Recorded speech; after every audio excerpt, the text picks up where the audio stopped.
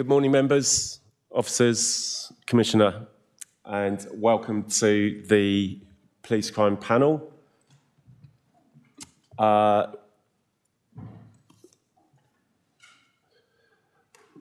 Do we have any apologies?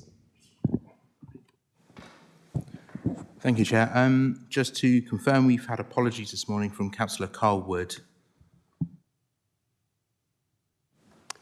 Noted, thank you.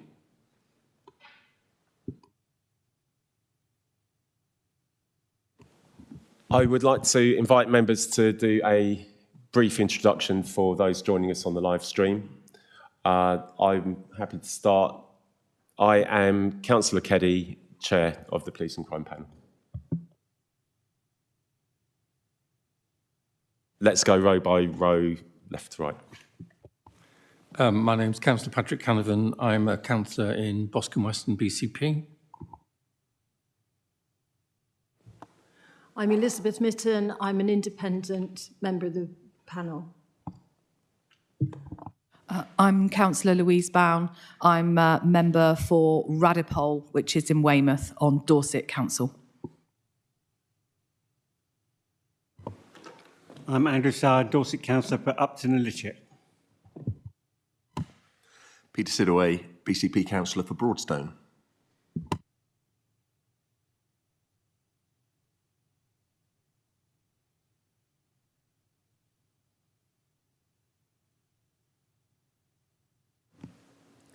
Mike Shaw, co-opted independent member. Councillor David Flagg, BCP Council representing the Burton Grange ward for information of those who don't know where it is, it borders Hampshire. Thank you. Councillor Tony Trent, BCP Councillor representing Alderney and Bourne Valley.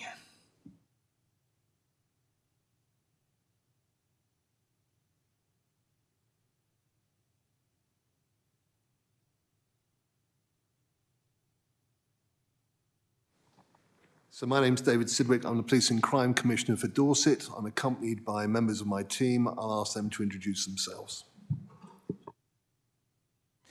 Good morning. I'm Simon Bullock. I'm the Chief Executive to the Office of the Police and Crime Commissioner.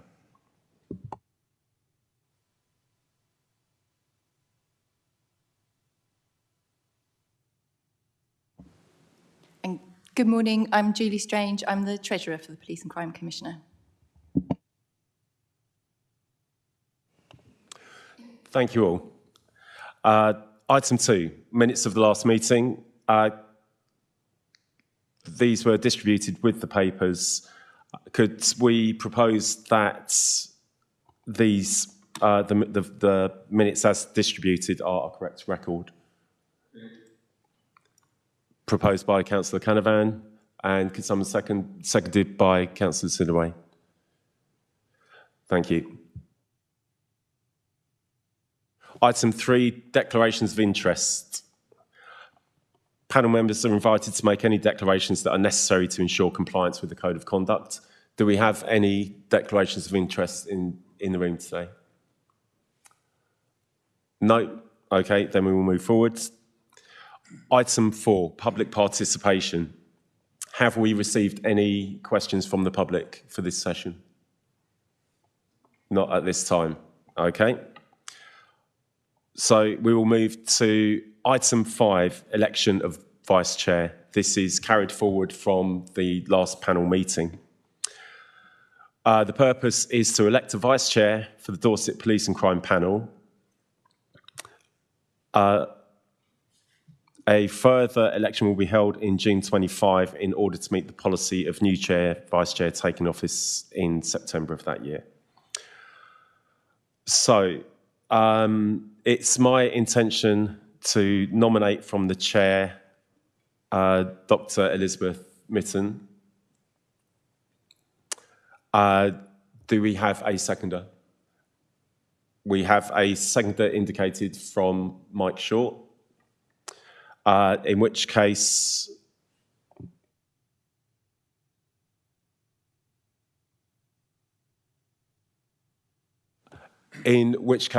could I see a show of hands in support for Dr. Elizabeth Mitten?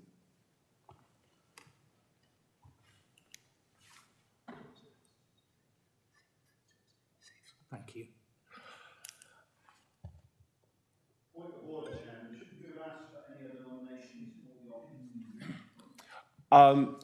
Yes, sorry, we should. Other nominations? Your point of order is accepted. I humbly apologise. Other nominations should have come forward first. Do we have other nominations in the room? Yeah, I'd like to nominate Councillor Louise Bown. Do we have a seconder for Councillor Louise? Chair. Okay. Are we happy with the procedure to this point? I do apologise for that hiccup. Okay.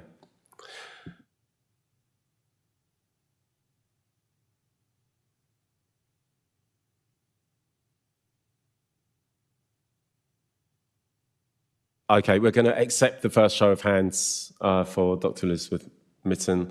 So we will have a show of hands in support of Councillor Louise Bown.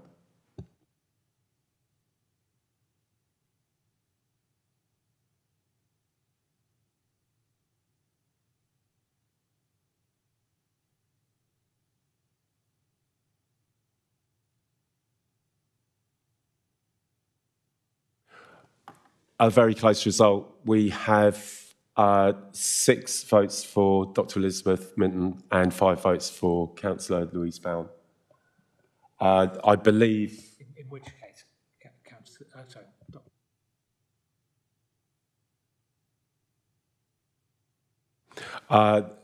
Dr. Elizabeth Mitten is elected as Vice Chair.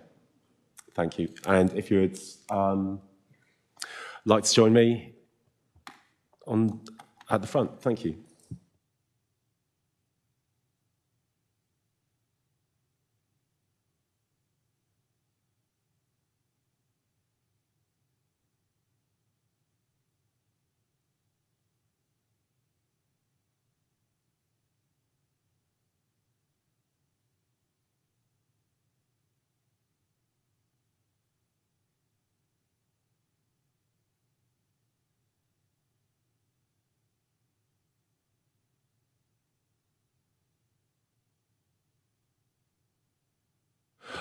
Then we will move on to the next item on the agenda, which is the revised police and crime plan.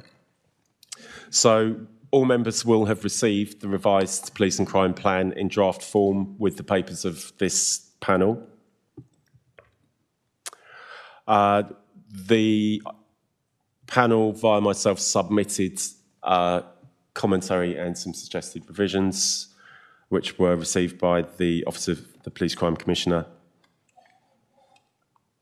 I will hand over to the Police Crime Commissioner to discuss the revised plan. Thank you very much indeed, Chair. And first of all, thank you very much indeed to yourself and the panel for your participation in that process and giving us some observations and comments. It was very much appreciated. I think it's worthwhile just remembering where this plan came from, because this plan was started a long time ago. A 7-year plan was put in place. And it came directly and possibly unusually from surveys and conversations with the people of Dorset. That became very obvious that there were things which needed to be addressed, things which were mattered to them, things which were about, to a large extent, volume crime. And those became manifesto promises which became directly priorities within a 7-year police and crime plan. That 7-year police and crime plan is directly linked to the force's vision, which means that we are completely unified in how to deliver around it. But what it also means is that we've got consistency. So when we came to look at this again after the election in May, and obviously having been re-elected, it was what in the current plan do we need to keep, what is still valid. We knew, because we have done ongoing surveys with the people of Dorset, that the same things are still valid from the point of view of priorities. But there had obviously been some other things which we wanted to look at and incorporate. So, for example, although the priorities are the same, and to reiterate that, they are to cut crime and antisocial behaviour, to make policing more visible and connected, to fight violent crime and high harm, to fight rural crime, to put victims and communities first, and to make every penny count. So those haven't changed. But there are a small number of changes that needed to be made. For example, when the plan was originally put together back in 2021, the phrase violence against women and girls had not got the importance it now has. And although elements were in the plan around that from the point of view of domestic abuse, rape and serious sexual offences, they weren't, in my view, given the priority which we needed to give them now. So those have been split out into discrete sections. Also at that time, it's only a small thing, pet theft was very much in the news. We were just coming out of COVID, if you remember. We've folded that into a overall burglary piece. But probably the one I wanted to highlight the most is shoplifting, which was covered in priority 5 of communities, putting communities first, the business community. That has become more significant over time. So we're now moving that into priority 1, which is about cutting crime and antisocial behaviour. So I just wanted to highlight those. There's a couple of others, but those are the ones that I wanted to highlight. The third very much thing I ought to say is we've updated the plan where phraseology has become outdated, where things have moved on. I was very grateful for the feedback which I was given. I'm not going to go through everything, but I wanted to pick out a few points which the panel came back to me about. You will know I have been passionate about violence reduction. We have a safe county. We are the 7th safest in the country. But having said that, there are too many, particularly young people, carrying knives. That's a national thing, but we should be doing more about it locally. So what I wanted to do was emphasize that. You've made the point about it as well. The point's clear. And we will continue to lobby central government to give us fair funding in order to allow us to reduce violence. I would like a violence reduction unit in Dorset. We need to make that an actuality. You raised an issue about supporting young people, which I'm passionate about. That is part of the issue in addressing our violence. I'm very, very grateful to you to raise the work of the Combined Dorset Youth Justice Service, which wasn't obvious. Now, we do provide funding to the YJS and work collaboratively with it, so I agree that it should be highlighted within the plan. And the other one that I'll mention briefly is the commitment to veterans. We have one of the largest populations of veterans in the country, if not the highest, in Dorset.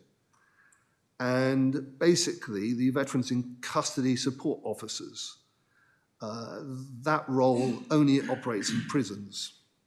So we're going to explore, alongside other schemes aimed at supporting veterans, and see where we go, see what more we can do for our veteran population. I'm not going to go through every word of the paper. You've all read it. What I would say is this 7-year plan, we knew it was working. It's still working. We've made the changes which we need to make in order to make it even more focused and to demonstrate our commitment for violence against women and girls. I commend it to you. We've got an opportunity now with this consistency to drive forward and make Dorset an even safer place. Thank you. Thank you, Commissioner. Panel, do we have comments or questions on the revisions made to the police crime plan for Dorset? Councillor Trent. Thank you, Chairman. First of all, I want to say that I'm glad that we are still thinking about young people. It's really important that we somehow get to young people and steer them away from the various temptations that are there for criminality. And I'd quite like to point out that we're actually in the middle of anti-radicalisation week as well. And we saw some of that during the summer and how much trouble that can cause. And that young people are vulnerable to get sort of hooked up in that. And I do hope that we do think about whatever ways we can of drawing young people away from that.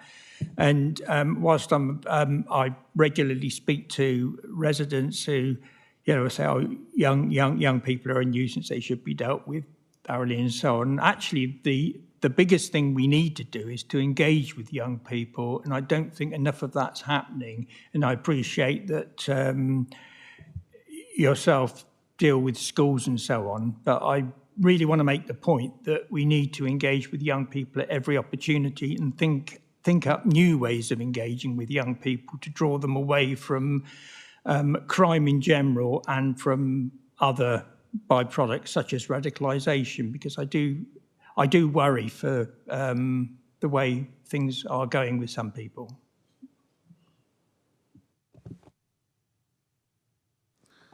Thank you. Well, of course, I agree with what you've said from the point of view of diverting our young people away from getting into behaviours which not only put themselves at harm, but possibly put the rest of the community at harm. I didn't talk about it because it's not appropriate in this paper, but obviously there is a lot of work that we're doing as an office and in connection with partners around young people. I'm also looking forward to seeing what the government is coming forward with when they're talking about their youth hubs. At the moment, that is still somewhat amorphous, and I don't know what it's going to look like. I think we've got to get the balance right. We've got to get the balance right with looking at it from the needs of the young people. We've got to get the balance right also, because I have communities come to me where they have issues with young people causing harm. We've got to get it right for those communities as well. So I think there's much work to be done in this area. Thank you for highlighting it. Councillor O'Leary. Yes, thank you, Chairman. Obviously, on the issue of knife crime that you raised, there's been an ongoing debate about stop and search. That's been going on for some years now. But it is a highly effective and a proven way of deterring violent crime and also getting knives off the streets. While you have a limited operational role, do you commit to the belief in stop and search as an effective method to fight violent crime, not just knives, but also get illegal drugs off the streets? Well, it would be very easy to say yes and leave it at that, but I think possibly a bit more is required. You made the point there, and you're absolutely right. The Chief Constable is solely responsible for operational policing and the use of police powers, including stop and search. What I can tell you is that in the first quarter of this year, so from April to June, there was a total of 541 stop and searches conducted in Dorset compared to 434 carried out in the same period last year, an increase of 25%. So in direct answer to your question, Dorset Police is doing more stop and searches, and I am supporting them in order to do that for the reasons that you specified. Having said that, of course, there are conversations, and we've had multiple conversations about the issue of stop and search regarding how it is done. And I share the view that it must be intelligent-led, it must be targeted in order that legitimacy, proportionality, and effectiveness of use is absolutely at the heart of what we do. Now, to ensure we do that, my office convenes and I chair the Use of Police Powers and Standard Scrutiny Committee.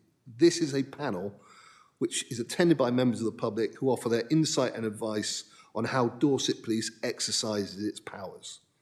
So what we do is we look at stop and search, we look at the use of force, and we also look at the body-worn videos of incidents using those powers. This is an additional in the force having their own independent advisory group on this point.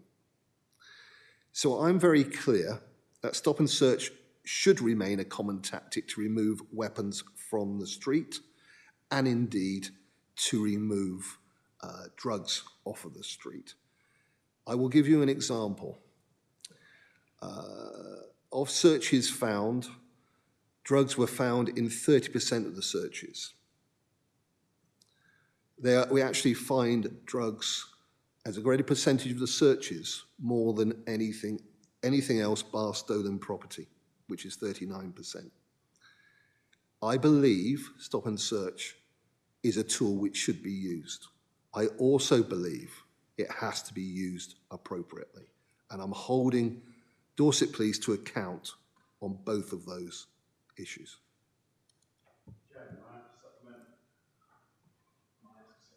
You may, please. Go ahead. Oh, sorry. You gave me the statistics for what the percentage of stolen items and drugs. Do you have the percentage of how many people had knives on them?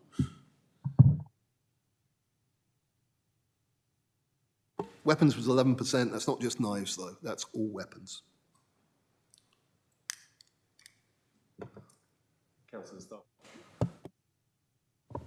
Thank you, Chair. I'm reassured by the later comments you made in your reply, because it is a useful item, a useful tool for the police, but it's also seen by lots of youngsters as something that drives a wedge between them and the police. So it must be used with caution and appropriately, and I'm reassured that you recognise that. Thank you, Chair. Councillor Sidaway. Thank you. Yeah, I'd like to just agree completely with my colleague here, Councillor Starr. And I wondered what opportunity you have to look at the evidence of the 61% who weren't carrying stolen goods, or whatever it was, 70% who weren't carrying drugs, and the 89% who weren't carrying weapons, to make sure that we are using, as you said, intelligence-led stop and search, so we don't disenfranchise the young. That's precisely the reason why we have the independent advisory group within Dorset Police and also my use of police powers. How can I put this? We are able to look at all body-worn video. So how it works is my team will say, for the last quarter, what body-worn, what incidents have you got of stop and search? And then they can pick randomly those which they wish to look at. It is the same process, I understand, for the independent advisory group for Dorset Police. So that's how we do it in order to check that it's done proportionately. I should say that unless it's changed significantly, the last time I looked at a comparison, our find rates were actually if not comparable, were better than the national fine rates. So I hope that's a bit of reassurance as well. Follow up, if I may. The percentages still seem relatively low. They may be comparable to other areas, but I think there are still 60, 70% of young people that might go away feeling that they've been targeted unfairly. And that's probably the message we want to make sure that we're not getting out. So it's looking at those, are we learning and saying, why did we target those people? And so that's really the heart of the question. Yes, I'm told I'm not right, that our data is, tell me, how is our data in comparison? Yeah. So just to confirm, Commissioner, the Dorset Police find rate, so that's the percentage of times that Dorset Police officers find the object that they're looking for, is currently 26%, which is slightly under the national average. Thank you, that's the total. So talking to your point, Councillor, yes, I agree, and that is why there's a lot of work going on around this to make certain it is, look, Dorset Police do not use the broad stop and search measure called S60. I think in my time as Commissioner, it's been used once. This is the one where there is a blanket stop and search on an area. It was used once after the terrible tragedy of Cameron Hamilton in the following weekend to assist to make certain that the message got across around carrying knives on the street. I absolutely agree with both of you from the point of view of the legitimacy of the search and the need for that to be there and to reassure the public around that. But I'm also very clear that we have an issue with young people carrying knives, and therefore there is a necessity to search in order to look for them. And it would be wrong if we were not to do that. So it is this incredible tension with the what, i.e. stop and search, which helps to keep the community safe, and the how, to make certain it is done properly to reassure the community. And much work occurs with communities who have in the past felt it has not been done legitimately. And I hold the police account in order to do that. So that's where we are. I have a hand from Councillor Trent and then Councillor O'Leary.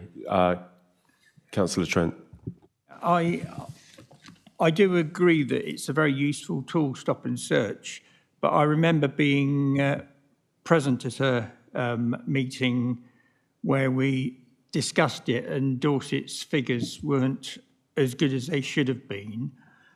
And we were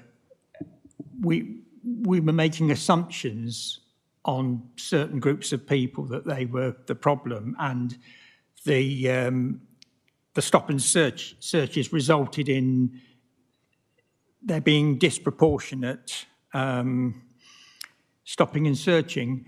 I'm actually wondering whether, and I do sort of appreciate the caution, I think it's right to be careful about how it's used, but I'm wondering whether there's some sort of electronic aid to targeting stop and search, whether there's such a thing as a sort of a pocket metal detector device that you can sort of, oh, something's coming up on the, you know, in the headphones, you know, there's a sort of an issue here, you know, whether that's perhaps something that could be explored, or whether, you know, we might already have it in use, but, you know, I'm wondering whether that's something that's sort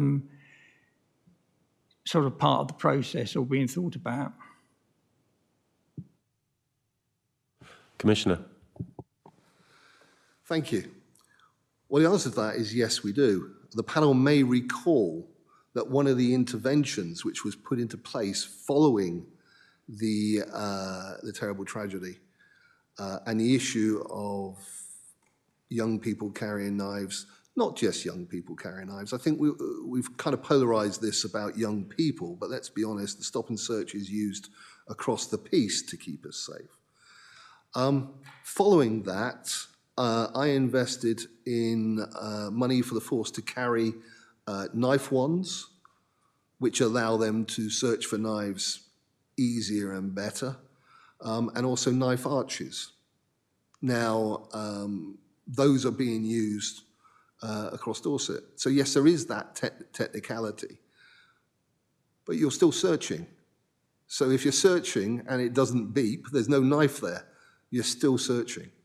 So inevitably, there is going to be some searches which do not find things. But I don't think we shouldn't search. And we need to search to keep us all safe. And that's where I am. It's the how which is the issue. And the proportionality, I remember the disproportionality was significant at 25-1. It has now gone down to 10-1. But it's not right yet. So we need more stop and searches on the right people, if I summarize. Thank you. If I just sort of come back when I was sort of thinking Yeah. It is, oh, yeah, it's on now. It's flashing, so there's probably a reason. What I was thinking more in terms of is something discreet, and it could be quite discreet that, you know, if you're sort of walking amongst young people and something goes off in the earpiece or something and it bleeps and says, oh, there's kind of metal over there, then you can do a targeted search from there. I just kind of wonder whether such technology, which sounds cheap and cheerful technology, would be available rather than actually say, I'm going to do a search on that person. I know this is kind of bordering on the operational, but, you know, I just wonder whether there's a simple technology that can help in the targeting. No, there isn't. It doesn't exist. This is an emotive subject and is definitely worthy of the scrutiny. I have hands from Councillor O'Leary and Councillor Canavan. I would also note that this would normally be discussed under item 3 of the priority areas, but I am happy for it to continue at this point. Councillor O'Leary. I just want to say that Commissioner Sidgwick made a very good point. Stop and search isn't all about young people. It affects everybody. Talking about the fact that 60% of people or whatever are found not to have these possessions on them is also relevant to the fact that most people don't commit violent crime. A very small number of people in this country do commit violent crime. But I mean, last year, 74,000 people were arrested in this country following stop and search. That's 74,000 potential criminals arrested. My ward, I had a resident arrested for possession of a knife just 2 weeks ago. That potentially stopped somebody being stabbed.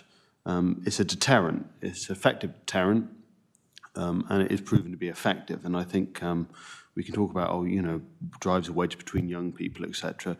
Look on the other side of it. It could also deter young people from also engaging in violent crime or possessing drugs, which is rampant in many places, including parts of my own ward and where I live. So it is a deterrent and an effective one at that.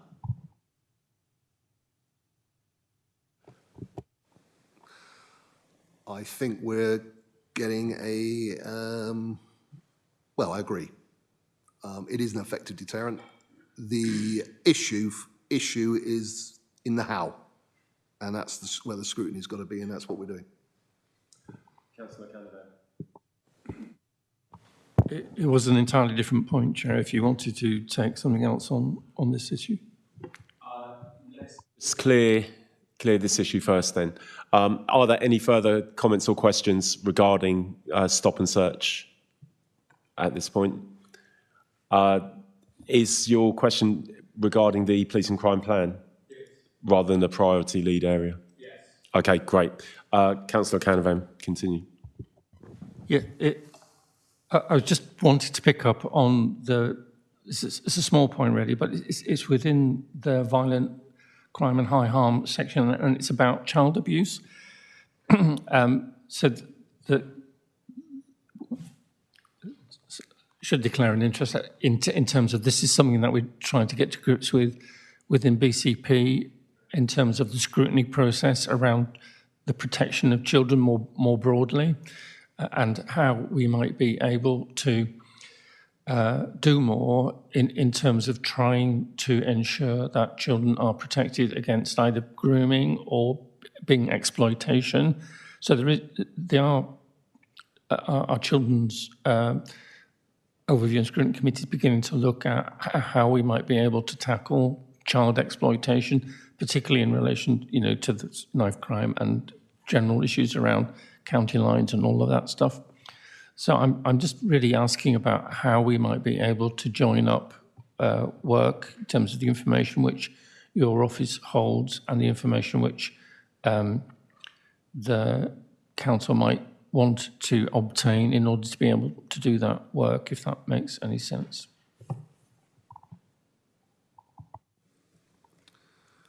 Well, there should be good join up between the council and the police in this regard anyway. And that should happen routinely through the community safety partnership and those sorts of mechanisms. I'm very happy to talk about what we do. I'd be really, really interested, though, in making this a subject and actually doing it across the piece from the point of view of a proper paper, and I'll tell you why. I hardly ever get asked about child abuse in my residents' meetings. I go out and talk to the people at Dorset a lot. It is hardly ever raised from the public with me.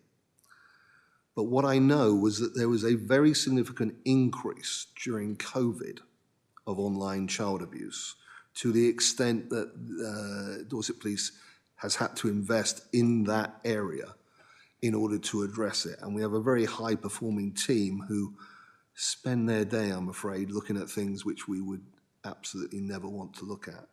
So I'd be interested in doing a deep dive on that particularly. I don't know if there's anything else that my team want to add on this issue at the moment.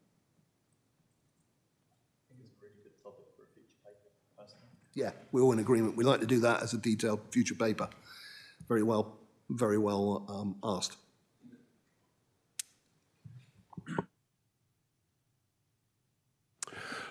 Do we have further questions or commentary on the revised police and crime plan for Dorset? Okay, in which case we'll move on to item 7, which is the quarterly monitoring report for Q1. The monitoring report went out with papers prior to the meeting. Everybody should have had a chance to read and digest. It's a very well put together report. It's part infographic, part deep dive. Priority leads would be invited to ask questions of the performance, but in the first instance, I'll pass over to the PCC. Thank you very much indeed. This covers the period April to June. I should say a slight reservation in that personally, I was busy in April and early May with an election. So I will put that into this context, which is mentioned within it. What I'm going to do is go through the different priorities and then Chair seek questions on those priorities, if that's okay.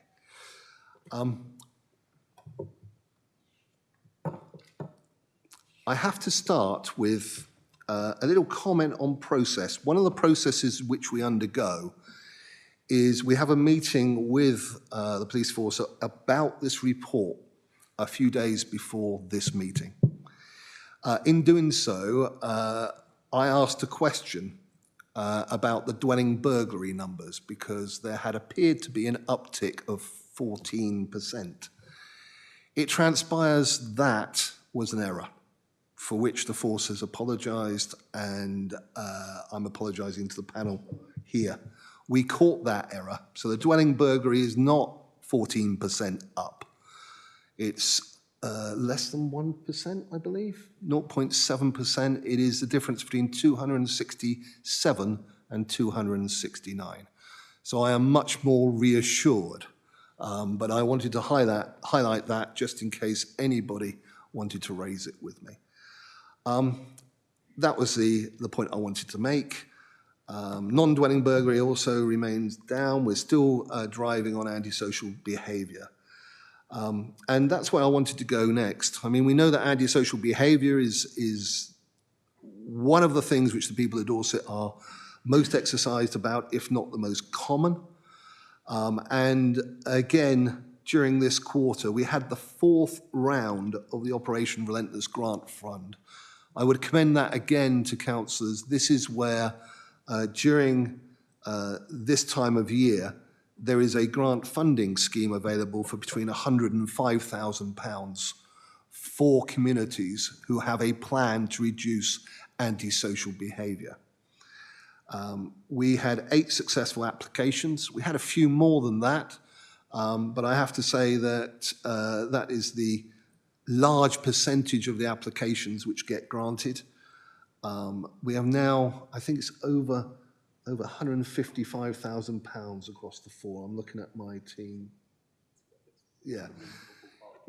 That we've spent doing this, and it's part of why antisocial behaviour is going down.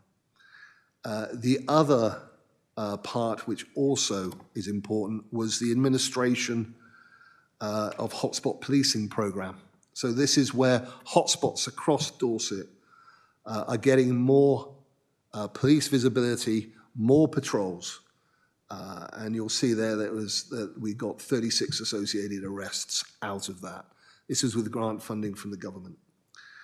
I supported road safety campaigns, and I think the point I'll make is, which kind of links into the police and crime plan, is I'm very clear that road safety is about keeping it safe for everybody who uses the roads.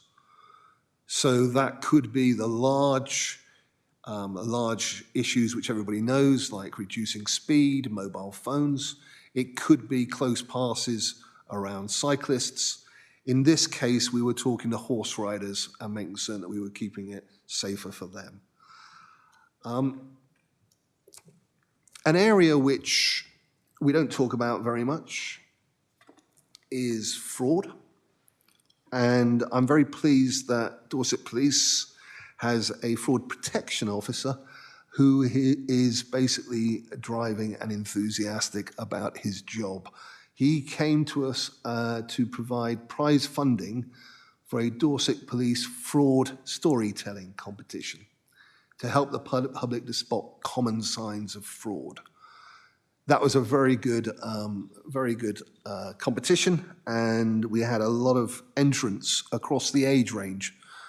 Basically, it was based on fairy tales, which I think is quite appropriate when it comes to fraud. We made a lot of publicity about it. One of the things I'm very clear about is no regional force has the funding to catch fraudsters who are operating across possibly international borders. What we do have, and what I am looking to do, is do more about fraud prevention, particularly amongst the groups who are most highly targeted, which is the young, so those who have their first bank accounts, university students, etc. And we're looking at what we can do in that area, and the elderly and vulnerable. So I just wanted to highlight that and make those points around it. I'm going to stop there for number one. Thank you, Commissioner. I have a couple of questions based on your presentation. Are there plans for a round 5 of the Op Relentless Community Funds? Yes, as long as I'm Police and Crime Commissioner, that's going to come back every year. Because antisocial behaviour, as I say, is, when you ask the public, that's very high, if not the highest on their agenda. This micro-locality solution is working. We've seen, for example, I think, Councillor O'Leary, in your ward, I think we've seen an 80% reduction thanks to a grant from here. 90% reduction. Thank you. Thank you for cheering me up. No end, it's got better. So it does work. And I'm going to keep doing it. Is there a timescale for round 5? We bring it back in the spring. So I'm looking at my team now. Yeah, it'll be spring. So it's March, April, May. We normally try and do it just before the Easter holidays, if we can, depending on how early they are. As a personal note from the chair, I would encourage all members to look into the Operation Relentless grant fund. It can fund everything from CCTV to antisocial behaviour measures in our wards. It's exceptionally useful. As a follow-on, this seems to be a good juncture to ask about the Safer Streets funding as well. Well, look, Safer Streets funding, I'm passionate about. We've been able to get some really good funds into Dorset in the last round, certainly. If you're asking me, do I know if there's going to be a round 6? Like a lot of things, this is still in abeyance, and we're waiting for the government to start, I guess, working and being able to give us the answers on a number of areas. It's not just this grant, it's grants across the piece where we're either lobbying or we're asking or we're trying to make representation. We don't know at this moment in time unless there's been any. No, I've got definite shakes of the head behind me. So that's the situation. Obviously, what we will do is what we did last time. I actually did some work to look at how we could better get the funding. I spoke to the other PCCs in the Southwest. I got how they were doing it. We basically changed the mechanism last time and were more successful. We will keep doing that. I now have a grant bidder in my office who works with the local authority when we have joint bids and that sort of thing in order to try and get a better result for us. We'll keep doing it. Okay, thank you. And you mentioned visible policing. I've seen great results from OpTrack in my area, not to be too location specific. How long is that visible policing funded for? And is this something else that we would need to lobby on?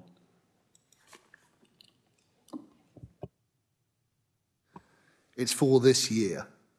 So, and yeah, we will keep lobbying about it. I'm very clear. I'm only going to say it briefly because I may say it again. I'm very clear that we need to get more money into Dorset for policing. Councillor O'Leary. On the issue of visible policing, it was raised earlier about the disturbances in the summer. Just a point really, I think is we try and complicate matters of crime fighting in police and law and order. But it's quite simple. If you have a police presence and then you arrest people that commit crime and then deal with them swiftly, you decrease crime and also have law and order. The 100 Days of Summer runs in Weymouth, and that's a proven effective method of deterring crime in ASB. And also in my ward, like I said, we had a big increase a couple of years ago in ASB. The reports went in, the police went out, dealt with the issue, reports went down, crime went down. Issues are coming up again. Just yesterday, we had a number of issues on the estate. And I know it's about an issue of resources, but surely we should really get to a state, and the ideal world would be where there is permanent, regular police patrols once again on foot, on bike and on car. I mean, the rural areas are different, but you've done a very good job on rural crime by massively increasing the numbers. But on estates in urban and suburban areas, we should really see regular policing, if adequately funded, I assume. I feel like in the last couple of years, last 20 or so years, we've been in sort of, or longer, that doesn't happen anymore. I am conscious that we are spending quite a lot of time on this and we will need to move on to the individual areas. So if we can make a succinct response. Chair, that's a bit of a challenge because that's effectively the question about visibility of policing, which is huge. Look, it would be great if we had a magic wand and we could say, yes, there's going to be a police officer on every corner. But I'm afraid that won't happen, and there's a number of reasons why it won't happen. The funding itself, which I talk about, because I do believe that we can do better if we have adequate funding. But there's also the issue of the way that crime has changed. So 20, 30, 40 years ago, which you're talking about, domestic abuse was hidden. It only spilled out when something happened in a pub, for example. That can be a third of the neighbourhood policing team's time. Child sexual abuse. Well, we didn't have the situation with the computers, etc., that we have now. And as I said, in COVID, there was an uptick, significant uptick. So there have to be officers who, if you like, patrol there and catch those crooks. So it's a balance of the priorities. Do I think that there should be more officers on the around and visible? Yes. Can we work smarter? Yes. Am I asking Dorset Police to look at what they can do in order to achieve that? Yes. And I take it that part of my job is where I'm hearing that there isn't enough of a visible police presence, where there is a crime uptick, is I would raise that with the Chief Constable, and I do on a regular basis. So I think it's something that we will keep trying to improve. The biggest thing which would improve it, money. But thank you. Thank you for raising it. Councillor Flagg, he just beat you to the button there. My question to the Commissioner is regarding the theme road safety, but it's more in particular of sharing the road with horse riders. I'm sure you're aware that my constituency is right on, or my ward is right on the boundaries with Hampshire, and we have had campaigns, but I get complaints on a regular basis with regards to inconsiderate road users driving vehicles so close to the animals that are being, walked along on the country roads.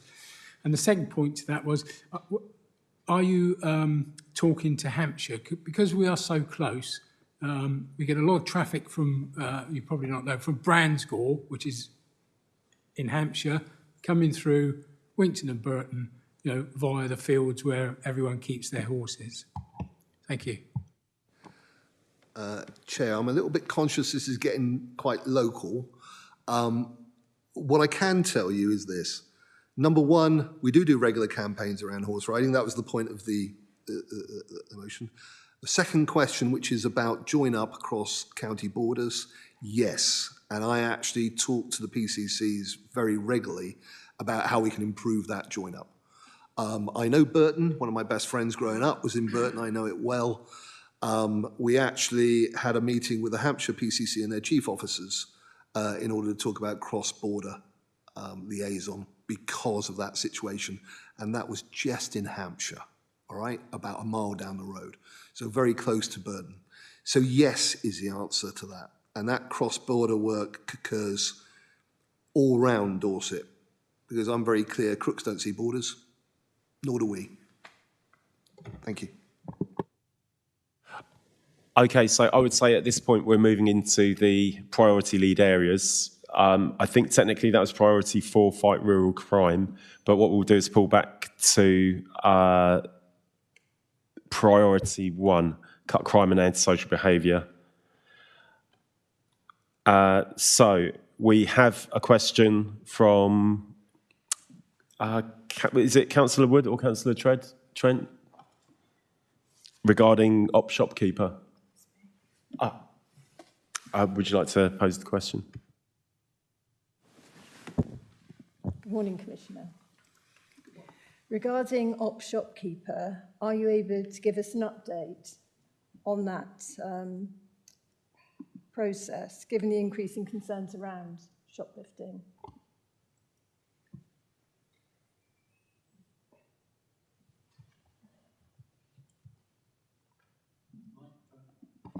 Somebody, thank you. Yes, absolutely. Look, shoplifting is it's a blight on our society, basically. It's a blight on our high streets. I'm very clear that we should do as much as we can about it. That's why I started the Dorset Safer Business Partnership, which I started 2 years ago to bring together retail outlets and the police. I'll be building on that shortly and having a specific meeting with retail chains. So if you like, I've spoken to the bids and chambers and the local, but I want to get regional now. That resulted in a strategy around retail crime, a tactical plan around retail crime, and Dorset Police having operations. One of which, the most significant one at this moment in time, though not the only one, is Operation Shopkeeper, which started in November 2023. It's an enhanced police operation focused on prolific and high-harm retail offenders. So we know that the majority of the shoplifting is done by the same small number of people, the old Pareto 80-20 rule. Both locally and nationally, shoplifting's on the rise, and thorough analysis of the issue in Dorset basically shows that each offender is responsible for numerous shoplifting offences. What this does is it targets those prolific offenders to bring them to justice. It takes away their opportunity to commit these crimes, and it provides much needed police action to businesses. So, since November 2025, OpShopkeeper has targeted 32 prolific and high harm offenders who have been charged with 604 offences of shoplifting. It's believed, and I think I've seen it certainly in the press in the, about the sentences, it's believed that greater sentences are being achieved because the force is now able to present the true nature of the offender's prolific criminal activity to the courts. It is no longer somebody going to court because they've nicked one thing. Now they're going there and they have a significant number of offences, and they're also, in some cases, asking for other offences to be taken into consideration. This team deals with approximately 70% of the reported shoplifting across Dorset, and it delivers a very high, comparatively, outcome rate. So 61% in June, 65% in July. The 30% of shoplifting not managed by OpShopkeeper is showing a positive outcome rate of 22% for context. That in itself, for my last meeting I had on it, is also increasing. Now here's the rub. Since the launch of OpShopkeeper, the number of prolific and high harm suspects has decreased by 50% due to this enhanced focus and prioritisation on prolific offending. But we know that shoplifting is underreported. There's a whole other piece of work, which I don't have time to go into, which we have discussed at the panel before, about trying to get more reports. What we do know is where it's reported, Dorset Police is taking action, and a positive outcome rate of 65% is absolutely amazing. I want that to keep going, and I want a clear message to shoplifters to go out. Dorset Police will take action.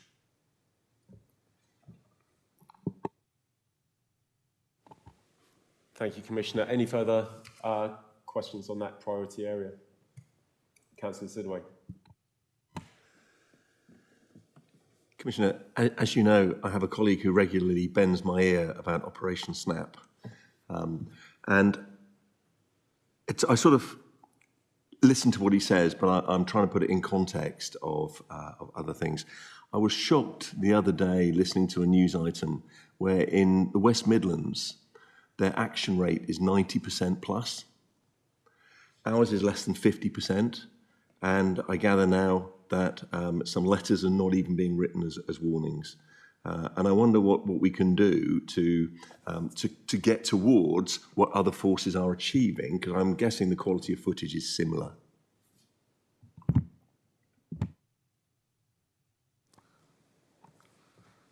In a nutshell, the difference is the ability to spend money in order to achieve that percentage.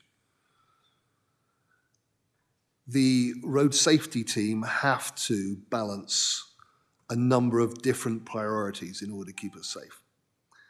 And they're getting it right, all right? Our killed and serious injured are going down every year. We, at this current time, could not improve that without significant investment, which we don't have to do, unless I'm wrong. I'm looking at my team. No, I'm absolutely spot on from the point of view of this. We have, and I may know the person who you're talking about because I have had a high volume of correspondence with them.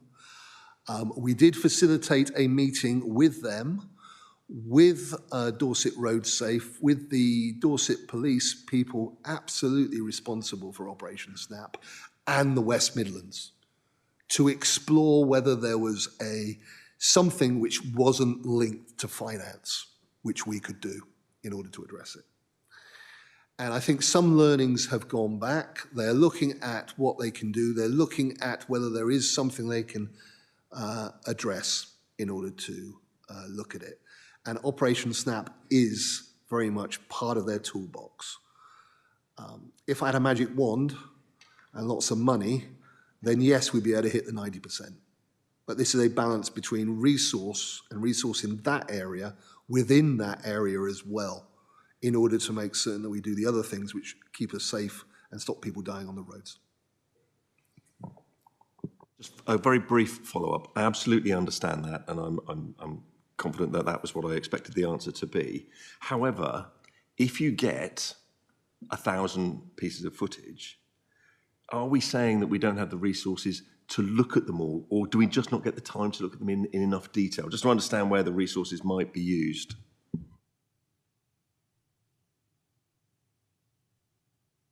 Apologies if that is operational and you want to pass on that for now. That is very operational. I'm going to pass to my chief executive who has an observation on it. My observation would be it's probably a bit of both from the point of view of resource. There is also something I know from that conversation which I was in, there is something about also the ability to get a prosecution from that piece of film.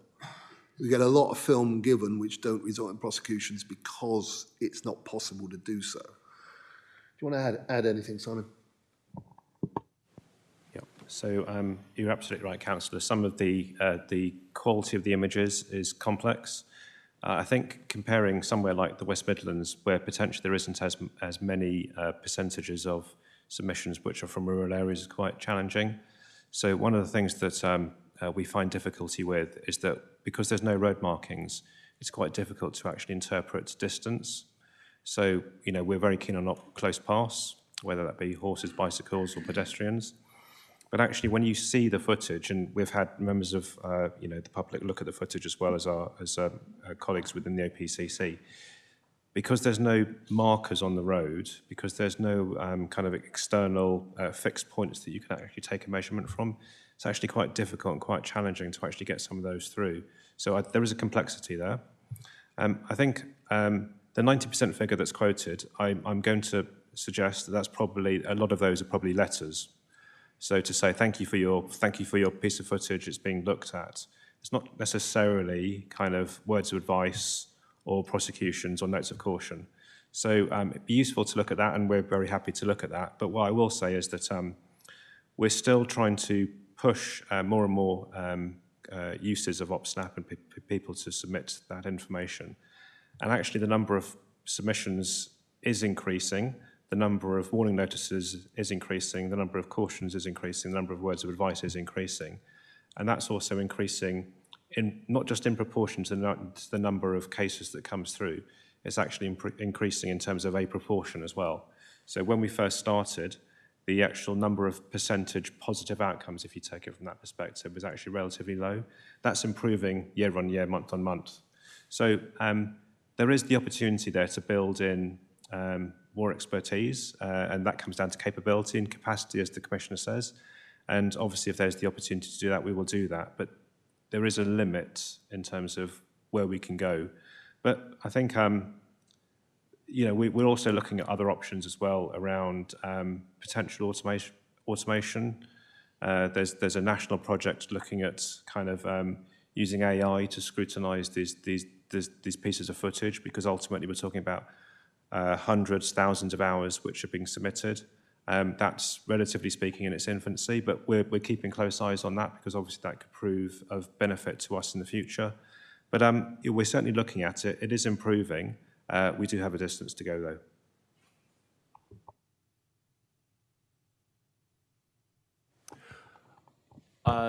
Councillor Trent. Thank you, Chair. Going back to the Operation Shopkeeper, there have been reports over recent months that quite a bit of shoplifting is being done to order, and that the goods is ending up in the hands of some dodgy retailers. And I'm wondering whether that has appeared to be the case in Dorset, and if so, are we keeping a close eye on the retailers? Because, you know, that is quite a big incentive for people to steal if there's a ready-made customer rather than selling it in the pub. The answer to that is yes. That's very much on the agenda. That is one of the reasons why this shoplifting has proliferated, is because there is now some retailers who are prepared to sell on. And so certainly I am aware of situations where people have, they've stolen to order. They almost have a wish list. Now, Dorset Police are very aware of that. They act on intelligence, and they also work with their local council partners in this regard, particularly around, for example, licensing. So it may be that it's very difficult to show that a stolen good being sold by this little place here has actually come from the Tesco Express down the road, because the thieves are smart enough not to nick Tesco home brands. All right? So what do you do about that? So the police are very clear. If they have evidence, if they can build evidence, they will act on it. They will also make certain that if there are other issues with that retailer, they will highlight it. So, for example, if the retailer is prepared to sell stolen goods, it may be prepared that they are happy to sell to children alcohol or things like that. And therefore, the police would also look at those things and highlight those and bring those, for example, to licensing committees. Dorset Police is very clear they'll take action. There has been some closures done in the press, and they will continue to do so. The government previous, not this government, had a bill around shoplifting in the works.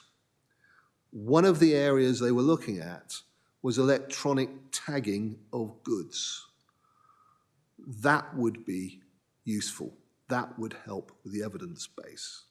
So yes is the answer, but I've given you a little bit more context around it.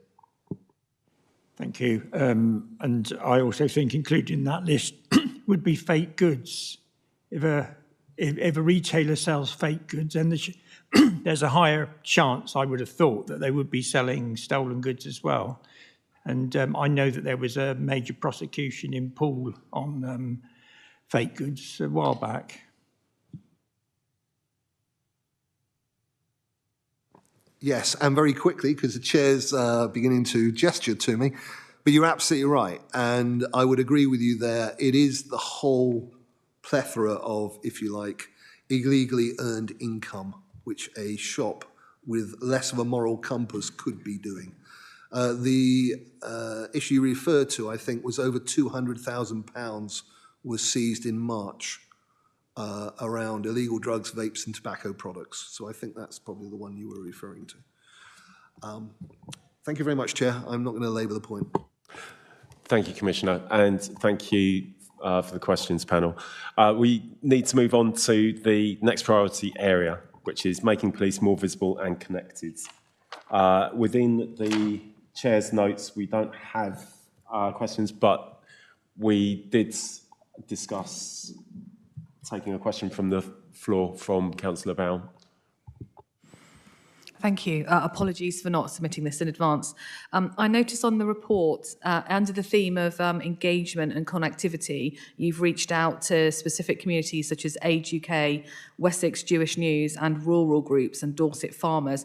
I just wondered what other plans you had to, by definition, reaching minorities is very difficult. I just wondered, how you're going to move that forward and make sure you reach the full range of people who live in Dorset. Yeah, it's an ongoing piece of work, if I'm honest. The reason you do this job, you have to like people. I engage with lots and lots of different groups. We picked a few to put into the report.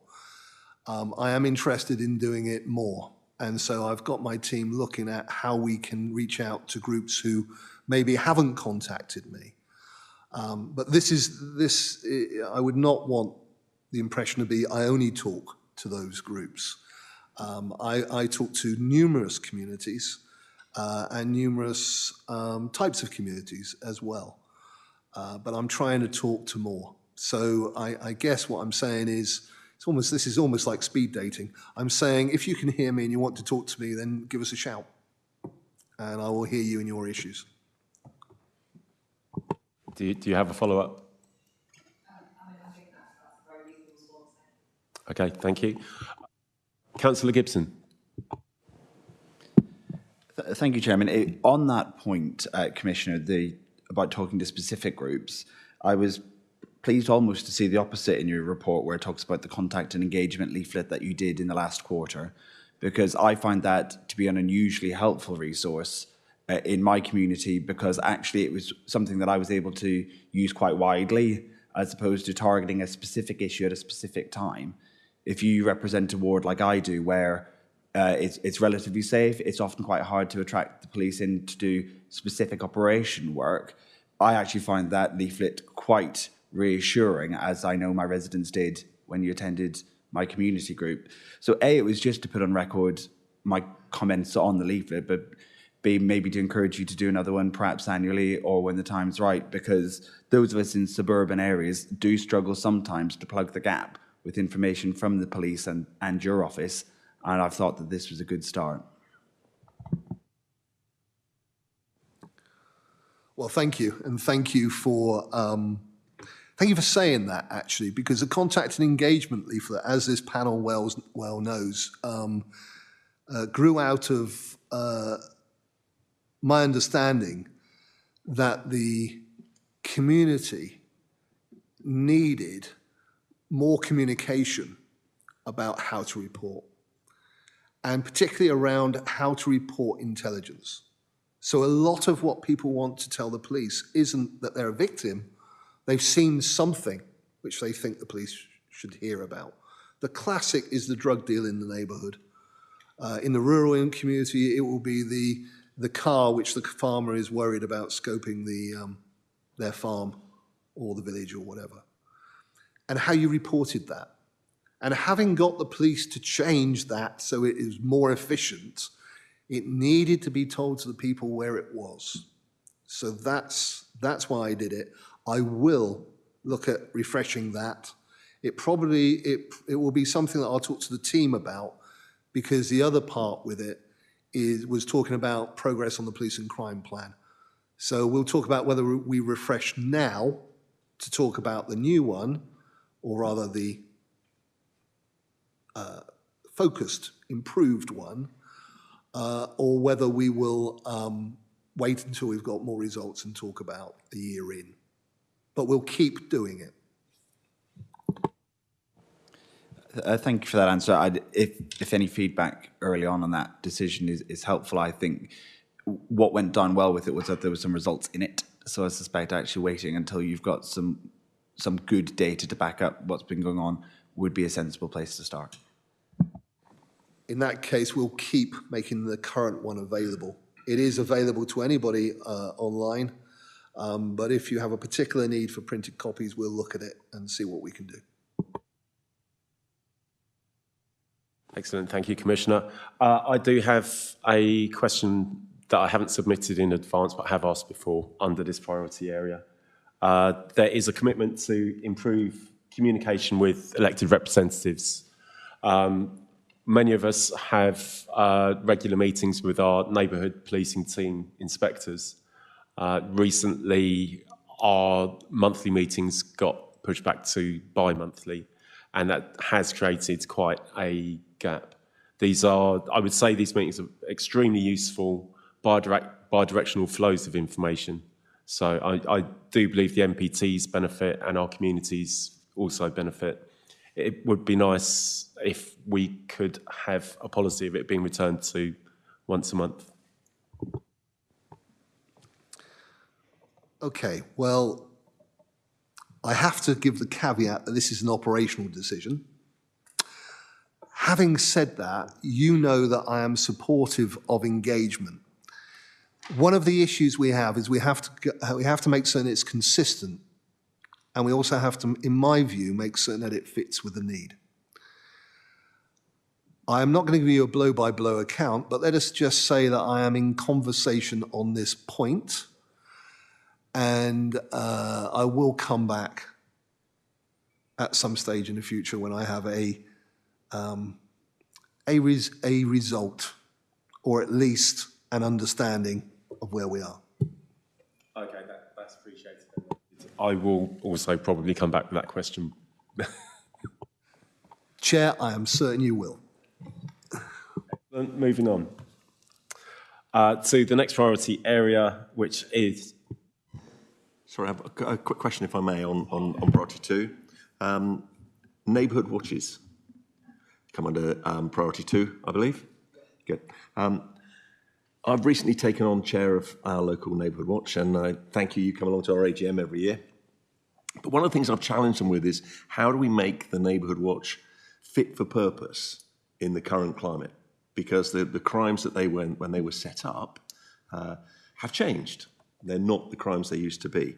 And so I'm interested in any work that might be going on around Dorset that would look at, that you might be involved in, that would help neighbourhood watches do that. But I am conscious that the amount of information we get from police varies from area to area around Dorset, and some consistency of that.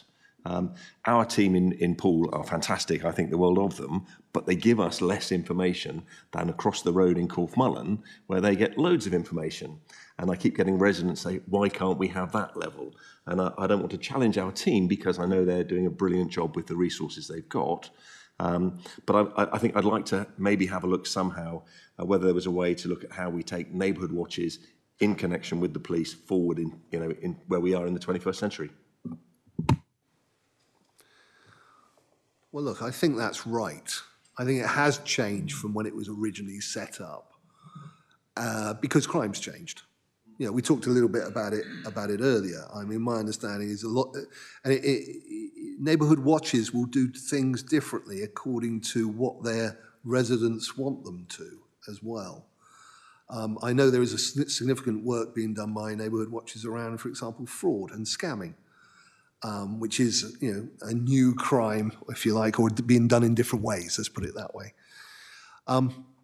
There is a national body which basically looks at Neighbourhood Watch, and they should be giving steers and suggestions as well from the point of view for the new future, if you like. I guess we can help you get tapped into that if you're not tapped into that already. You are? Okay, brilliant. Regarding the issue that you speak about with some neighbourhood watches getting more information than others, this comes back to consistency. This comes back to the issue around engagement.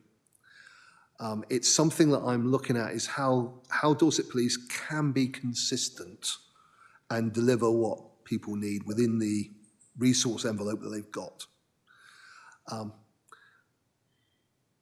From the point of view of neighbourhood watches, I think it should improve because there is a move to get a closer relationship between the watches and the neighbourhood policing teams.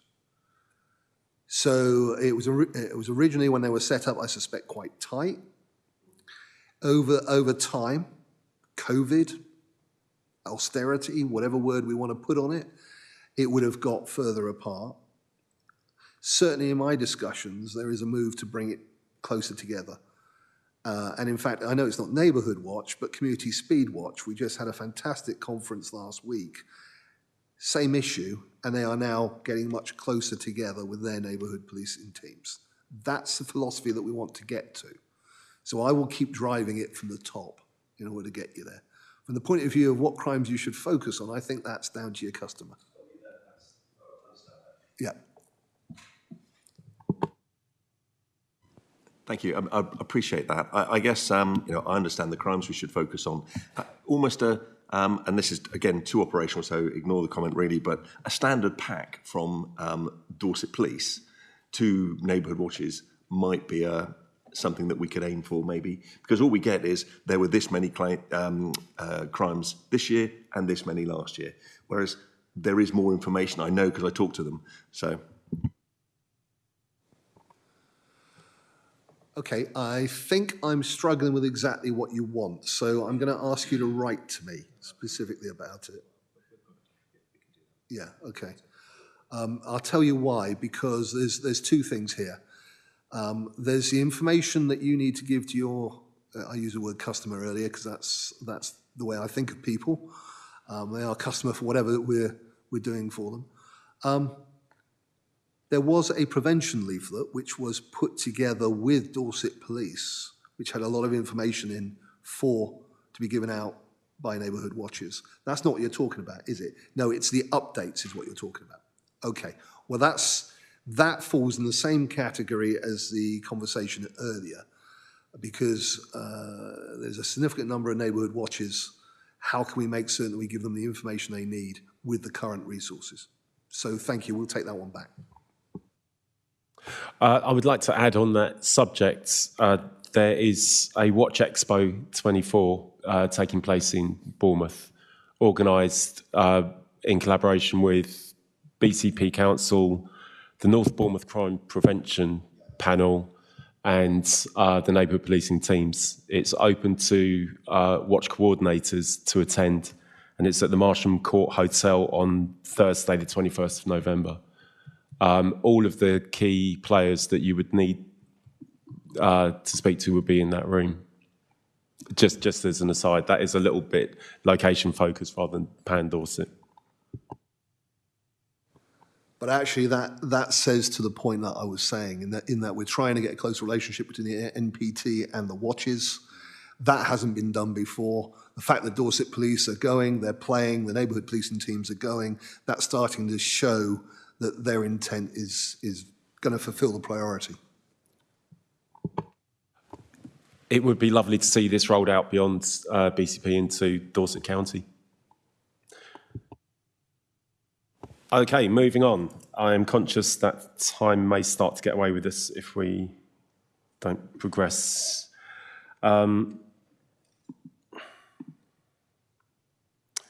The next priority area is fight violent crime and high harm. That is with Councillor Canavan and Dr. Mitten. We have had 3 questions submitted under that. I believe the first in the Chair's notes is from Councillor Canavan. Chair, can the PCC provide numbers in relation to the different aspects of violence against women, e.g. those categorised as violence against women and girls, rape and serious sexual assault and domestic abuse, and also what work has been commissioned with external groups to address this issue? Thank you. Councillor Canavan, forgive me, I was meant to give the BCC a spot about the monitoring report before entering into the question. Thank you, Chair. Yes, I'm very happy to take questions. You know I will, but I think there is some stuff I would like to communicate. Regarding the last one, I'm not going to labour the point. I would like to say just 2 things because we didn't do it either. One is the number of full-time equivalent police officers. We're now at 1,430. 31.79 from the point of view of FTE. So the training for uplift has occurred. We now have those officers deployed. I wanted to make that point because so often I've sat here and said they're in training, they're in training, they're in training. Now we've got them coming out. If I now turn to the fight violent crime and high harm, this is the area which is the area which we talk a lot about. We talk about violence against women and girls, we talk about knife crime, and we talk about the root cause of a lot of our pain, which is the addiction and substance misuse. So I would commend to the team that we've had a 14.3% reduction in serious violence since the 2019 baseline. We're still going in the right direction. I'm very clear that we need to make certain that not only do we address with enforcement, we also address with treatment in the case of addiction, but above all, we should start trying to get ahead of it with prevention. This is a little bit the orphan at the feast. It is also not popular in political terms because prevention takes a long time to pay back. But if we never start doing it, if we never do it, then we're never going to get the results, and we will always be putting more and more resources into enforcement. So, in order to try and help with this, there was the Knife Crime Awareness Month in May, and I contributed £5,000 towards and helped launch a major campaign on the dangers of knife crime. That, I think, if I'm right, ran for 8 weeks in the end, across the summer, which is all good news. That also included safer schools work in schools in order to make the point. I now have a violence reduction and prevention, head of violence and reduction and prevention in the OPCC, who is working on and attends join up with partner agencies so that there is a consistent approach. She is currently working on a document for me around the violence reduction unit that I talked earlier about, in order to show us where the gaps are. Even if we don't have the money, we should know where the gaps are, and then we try and get the money. That's the way that I see about it. We talked about the Safer Streets Fund. This is where we saw additional CCTV in vulnerable areas. Weymouth, it eventually got put in place, and also in Bournemouth, in the centre of Bournemouth, in Horseshoe Common and the Westcliff. We've now got CCTV there, which it wasn't there before. And we also launched BCP Unity Promise, but I will keep my powder dry on that one because I think that's part of Mr. Canavan's question, or one of the questions. Child abuse, we talked about it earlier briefly, and I said that we needed a deep dive on it. One of the areas which is important is Operation Encompass. This is where a child will have been a witness to abuse in the home, and this is the link up with the schools the next day in order to make certain that that's all briefed through. So we are trying to get schools across Dorset signed up. The secondary schools were signed up long ago. The primary schools, I think, it's gone as far as nurseries as well, hasn't it? Yeah. All that linkage is occurring at the moment. We're encouraging people to sign up in order to make certain that works. I wanted to talk about two brief things under addiction and substance misuse. One is we introduced drug testing upon arrest. We introduced it for specifically domestic abuse perpetrators. So if they're arrested for domestic abuse, they come in. We knew there'd been a pilot in South Wales where 85% of those brought in tested positive for cocaine or heroin. We found the same thing in the first month. So there is a linkage, definite linkage between addiction of substances and alcohol and domestic abuse, and that's manifested here, which is why I'm going to keep pushing around the issue of drugs in our society. And on the enforcement side, we had the latest Operation Scorpion. There were more than 60 arrests across the southwest. Spoiler alert, we just had, that was, I think, 7 or 8. We've just had Operation 9 in the last week. We're continuing to get success, reducing the threat of county lines and addressing the issue of drugs. I'm very clear. You come to Dorset and you sell drugs, police will take away your liberty, your cash, and the stuff. And that's what we intend to do. I'm going to leave it there now, Chief, because, Chair, because you've got some questions. Appreciate that. And apologies again, Councillor Canavan. Would you like to restate your question? Yes, apologies for jumping the gun. Can the PCC provide numbers in relation to the different aspects of violence against women, e.g. those categorised as violence against women and girls, rape and serious sexual assault and domestic abuse, and what work has been commissioned with external groups to address this issue? Thank you. and thank you for raising this very important subject and why I gave it further emphasis in the Police and Crime Plan. Dorset Police has a wealth of management information on a number of crimes, including, obviously, VORG. So to give you the numbers, between April and June of this year, there were an unverified 197 sexual assaults against women, 33 of which were domestic abuse offences, compared to 180 offences during the same period last year. So that was an increase of around 9%. During the same time period, April to June this year, there was an unverified 182 rapes against women, 79 of which were domestic abuse offences, compared to 169 during the same period last year. So we've got an increase of around 8%.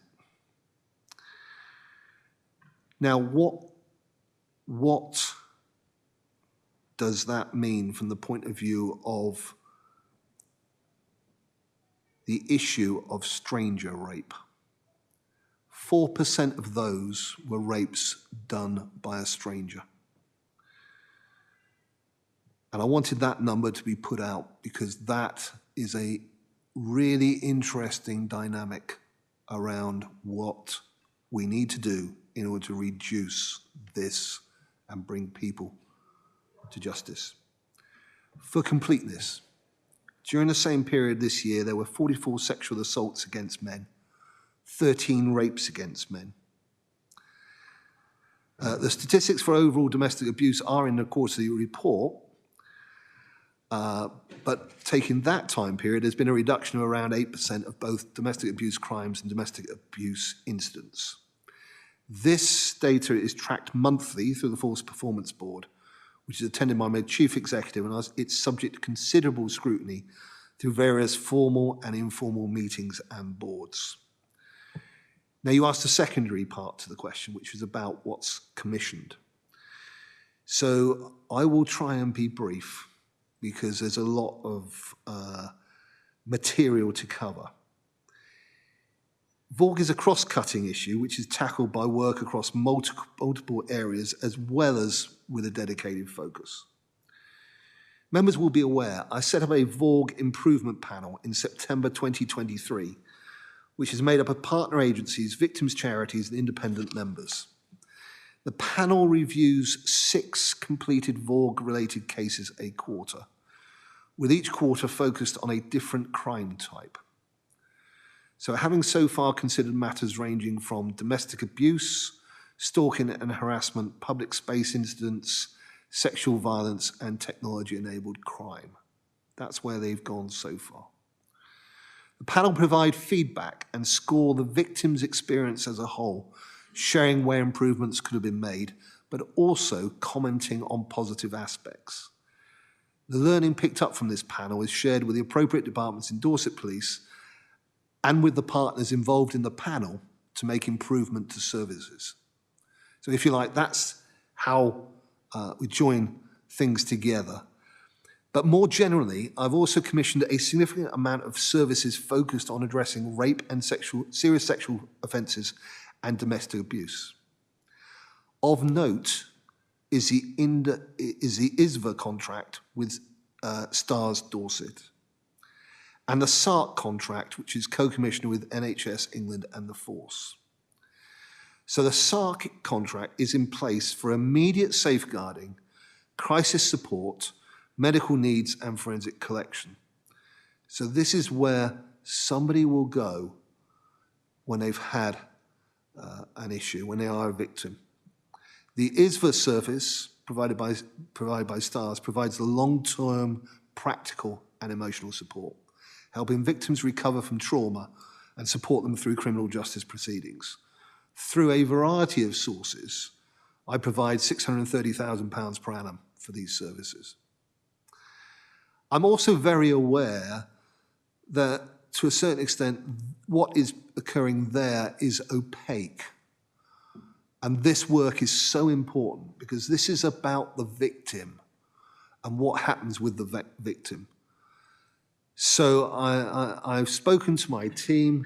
We think it would be useful if there was a closer connection with the STARS. We would like to brief the panel and have stars there, perhaps a workshop to talk about this, so you get a fuller understanding of all the good work that's occurring in that place. And we'll take that back afterwards in order to look at. In terms of domestic abuse, I've previously mentioned the ongoing victim service for high-risk victims. But in addition to this, we are recommissioning our standard risk domestic abuse service, which is currently delivered by Victim Support. This is the lower risk level for victims, but we still recognise the need for intervention at this low level to support victims whilst reducing the risk of further harm. We are very clear that perpetrators escalate and can escalate. The challenge here, of course, it will be no surprise, is financial. My office is anticipating the new high-risk service and the standard risk service will cost possibly more than the currently available budget, and we're looking into that at this moment. In addition to this, we are currently in receipt of an additional £360,000 for domestic abuse support services, which we've successfully bid for from government grants. So that's what we're doing with the government grants and the grants we have. But there's also other things about violence against women and girls. That's why I'm saying it's cross-cutting. We've got the Home Office Safer Streets Fund. We were awarded £745,000 in the end for VORG initiatives across both BCP and Dorset Council areas. These include, and I was very honoured to be able to launch the BCP Unity Promise, a Women's Night Safety Charter in Bournemouth, Christchurch and Poole. This is a commitment to actively promote night safety, with participants demonstrating to their staff and customers how they take women's safety at night seriously, both reminding customers and staff that BCP as a whole is safe, but also by telling them what to do should they experience harassment when working, or going out and encouraging reporting by victims and bystanders. It isn't just about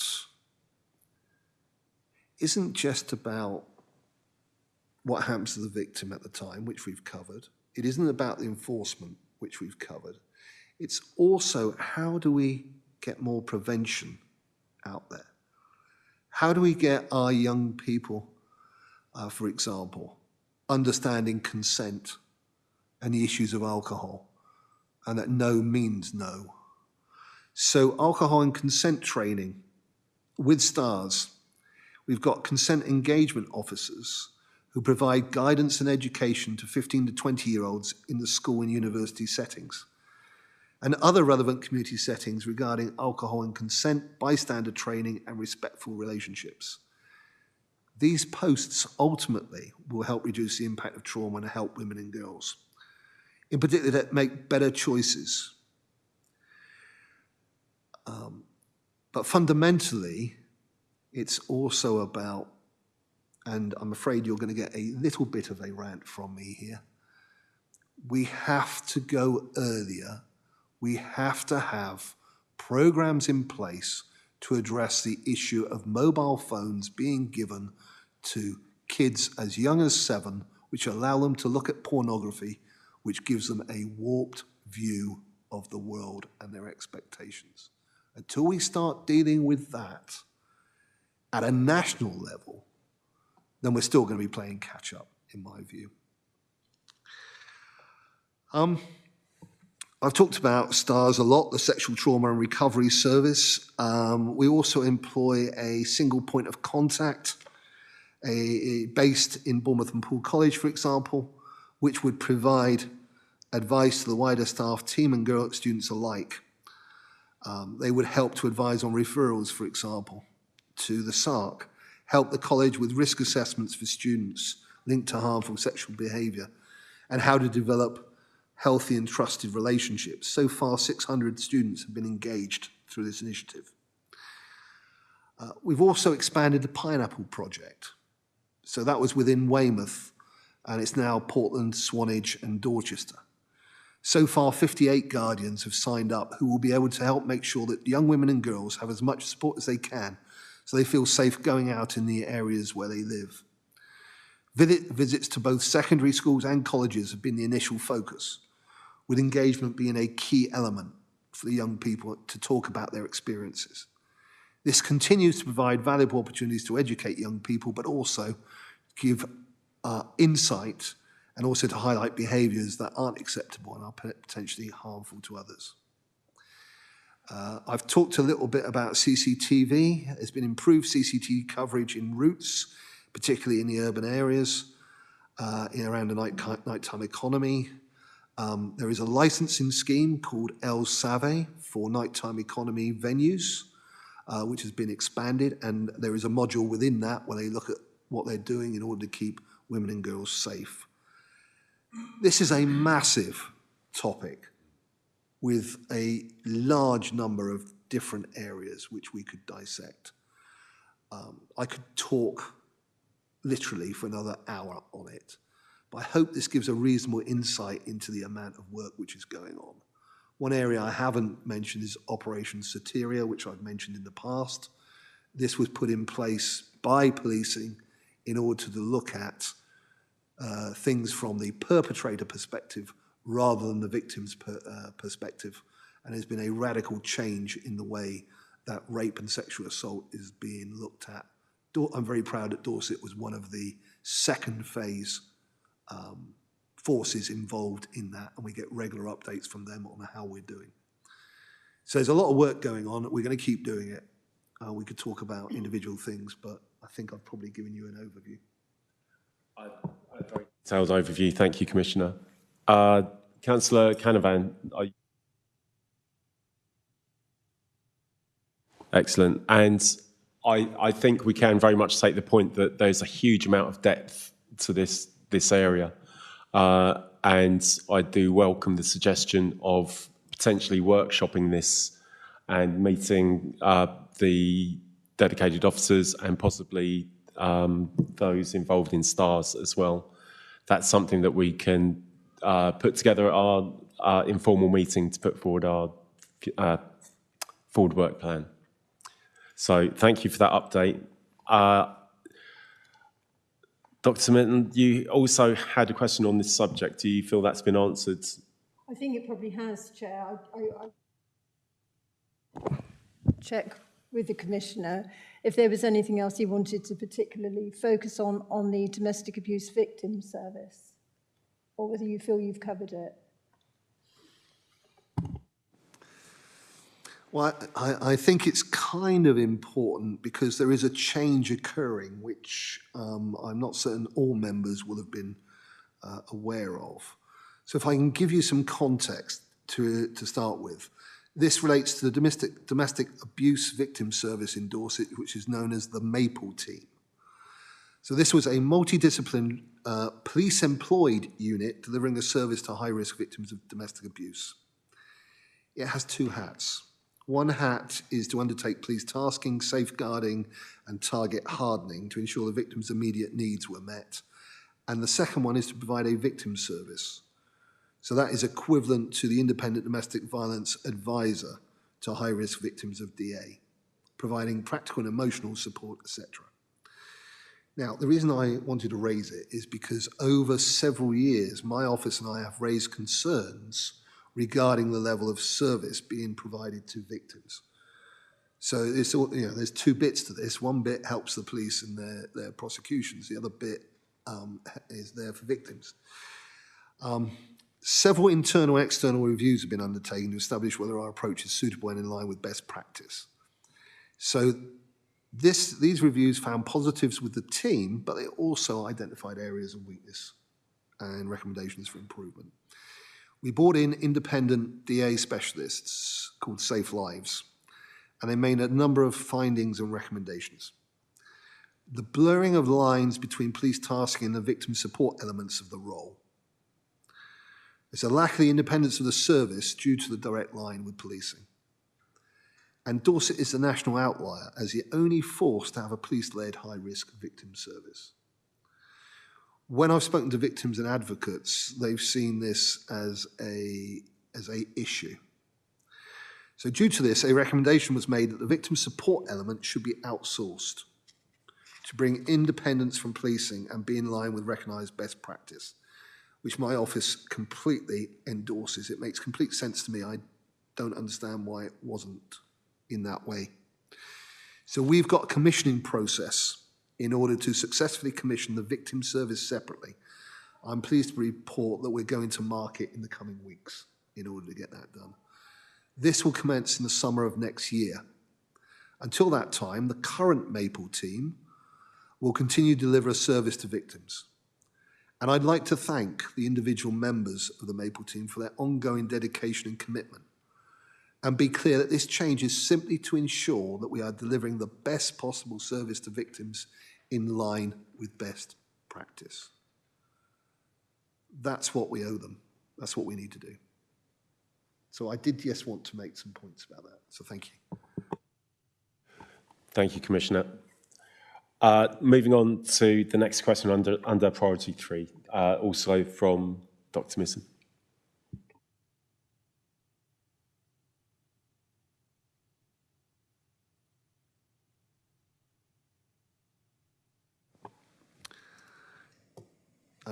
Dr. Mitton, Chair, I could do this very quickly and say no.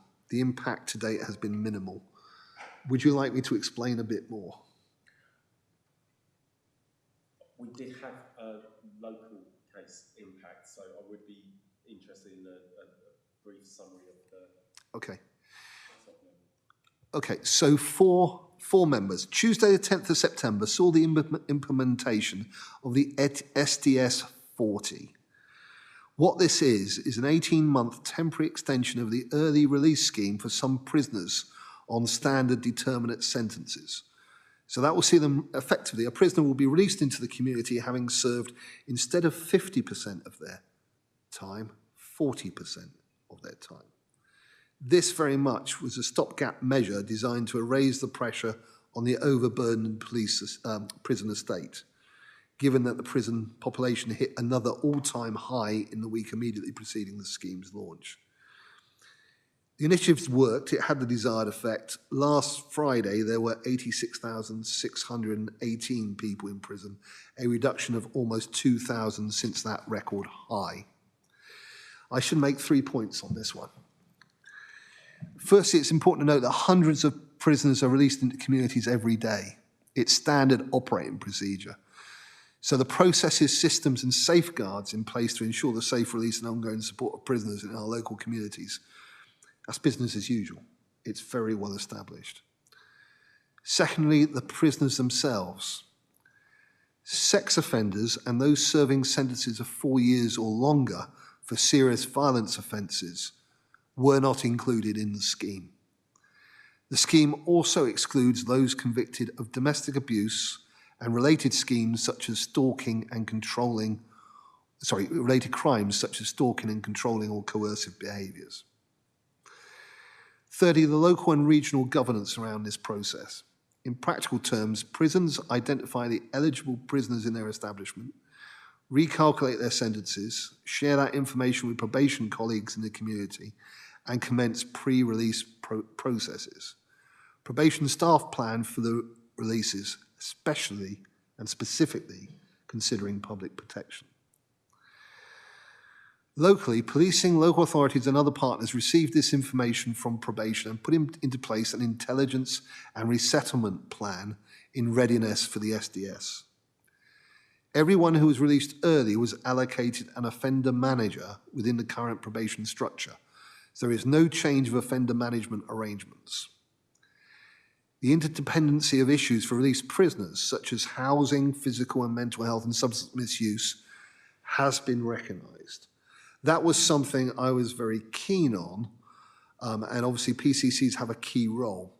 So both regionally, through the South West Reducing Reoffending Partnership, which had a meeting during this time, we interrogated whether the partners were ready in order to make certain that this transition from prison to the community was in place.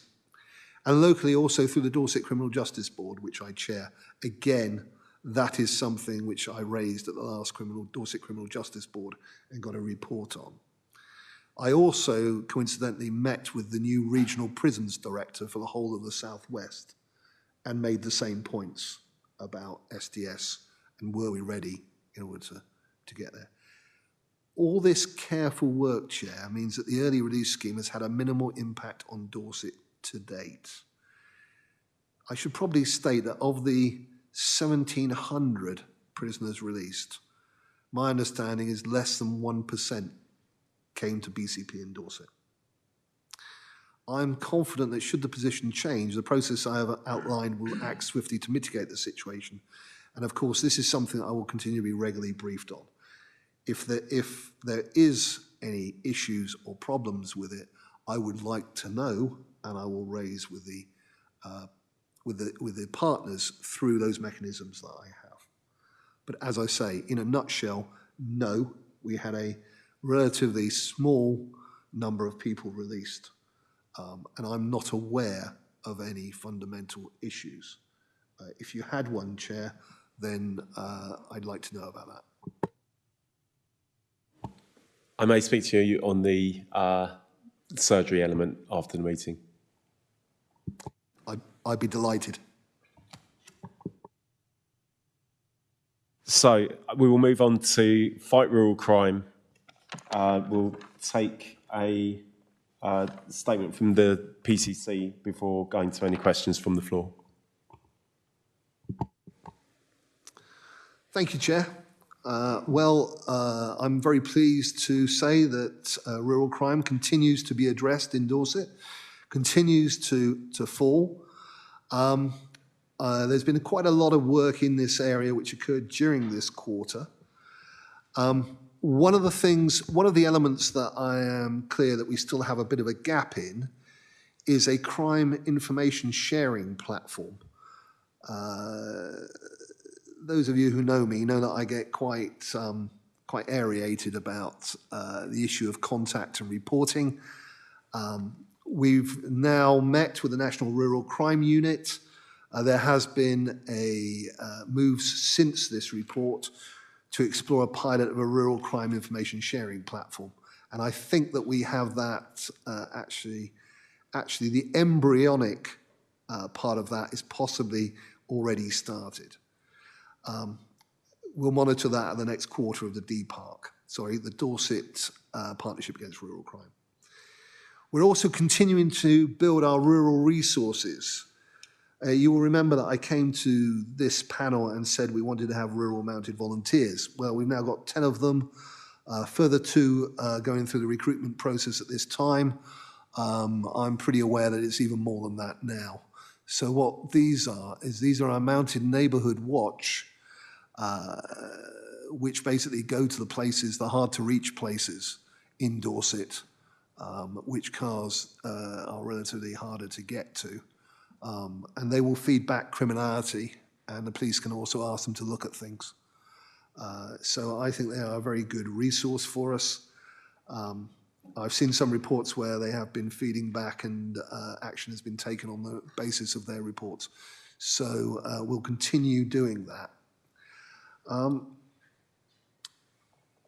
going to talk about fly tipping. There seems to be a sort of philosophy occurring that if you throw something outside your front door and hope somebody comes to get it, that's not fly tipping. Well, I'm sorry, I think it is. And so I think there is that issue, but there's also, that's at the, if you like, I could call the micro end. So somebody leaves a fridge out or whatever, or worse. You've also got the real criminality, even escalated into organised criminality, where you have things like 30 tyres dumped in a field, or worse. And there is a very good setup, which is occurring now, which is also about collecting evidence so we can investigate reports of fly tipping. In the rural area, that wasn't, in the Dorset area, that wasn't as optimal as it could be. So I've part-funded a fly tipping coordinator role, which started last April.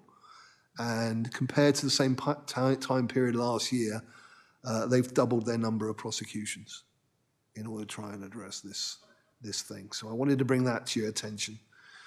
I'm very clear that, you know what, if you've got something you don't want, and you put it on eBay and you get somebody to come and get it, or other platforms are available.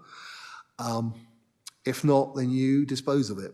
And the one point I would make is, if you are disposing of waste, make certain the person doing it for you is a reputable waste disposal person, because you will be subject to the fine or sanction if it is subsequently found that your stuff has turned up where it shouldn't be. And I think that's the important thing to note. It's not the carrier, it's also the person who has employed the carrier. And the last point I'll make is around enforcement. Dorset Police, through the Dorset Partnership Against Rural Crime, we've got a much closer connection with the local authority and with the environmental agency, and they mount joint operations. I've been with them when they basically accost waste carriers on the A35 to check their licenses and check they're not carrying more than they should, et cetera, as a small example. I think that's a good thing, because again, it's a blight. It makes everybody feel a little bit unsafe if the place is messy. Rural crime, again, the more we can do to prevent it, the better. We launched a rural crime prevention leaflet, which is proactive advice to help keep farms, land, and machinery safe. It was police-approved information. We've got a lot of good positive comments about it. This comes in addition to the Country Watch website, which also has been introduced by DPark. And the last point is, it mentions Operation Ragwort, which is looking at criminality which goes across borders. A classic could be hair coursing, for example. Another classic is moving bits of plant and machinery, having stolen them.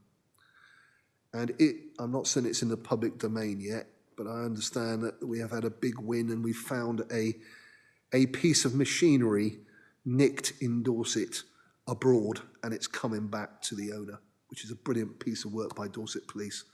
I'm not going to steal their thunder by giving more details than that, but that's what we're going to continue to do.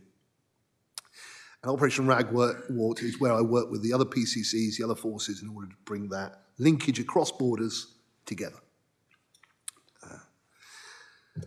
Thank you. Thank you, Commissioner. Councillor Flagg. Thank you, Chair.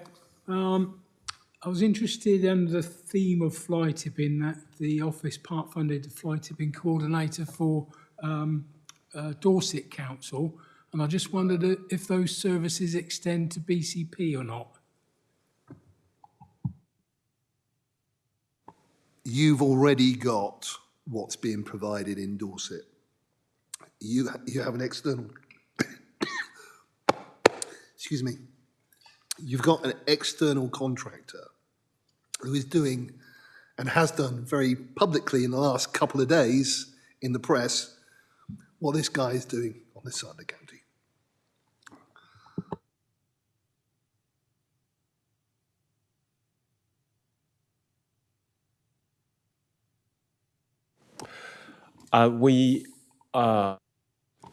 Just to proceed, we are beginning to run 20 minutes, half an hour behind time. So I would ask the questioners and the responses to be particularly to the point. Thank you. Councillor Starr. Thank you, Chair. Just a small point on fly tipping. I believe the requirement when people find fly tipping, it's very important they don't touch it, because they're in effect tampering with a crime scene, so they might disturb evidence that could lead to conviction. So don't go telling people not to go through looking for addressed letters, etc., because it's quite important that the police look at that afresh. Is that correct? Well, I think that's a fair comment. Certainly, if I speak to the gentleman's employed who's just doubled his prosecutions, he wouldn't be able to do that if the stuff had been messed with. There is, of course, a slight implication in that he needs time to go and do his thing, as would the appropriate similar operation in BCP. But yes, absolutely. The more a crime scene, whatever it is messed with, the less chance there is of getting a prosecution. Thank you. And I think at this point we'll move on to priority 5, putting victim and communities first. We'll take a brief overview from the Commissioner before looking at questions.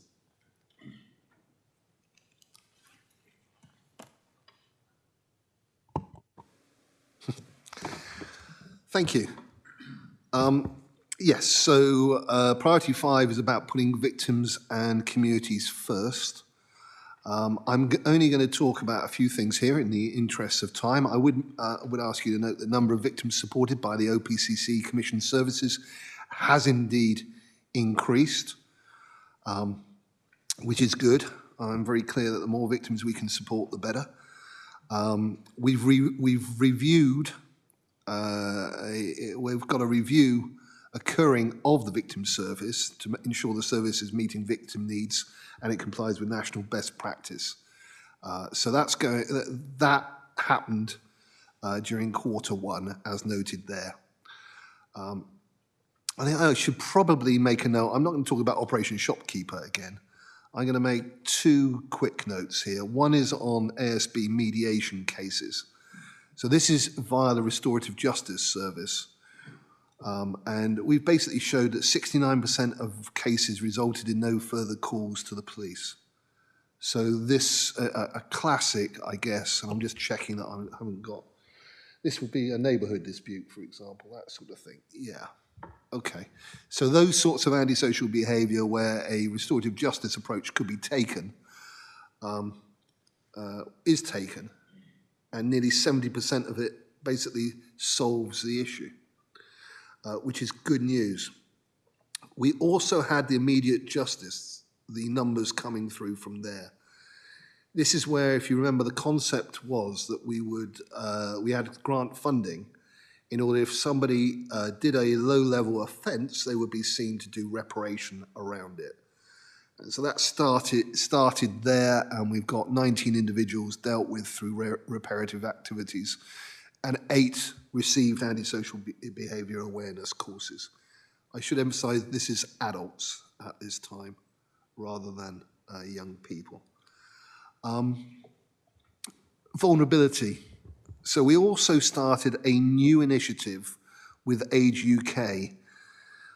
Basically what I wanted to do was do more about vulnerable elderly victims of fraud being preyed on, whether that is the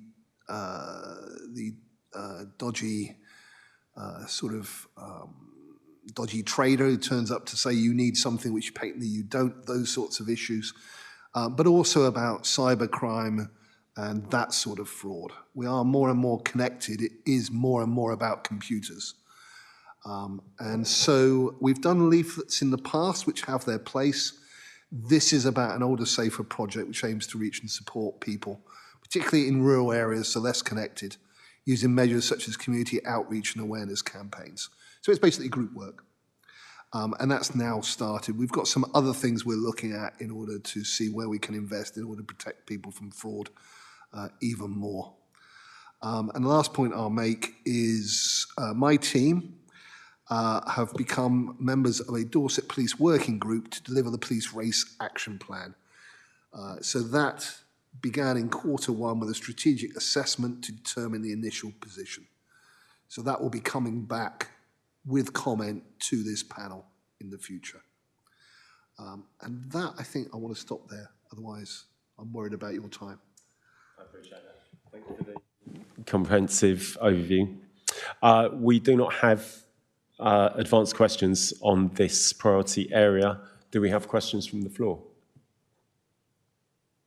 Okay, Then we will move on to priority 6.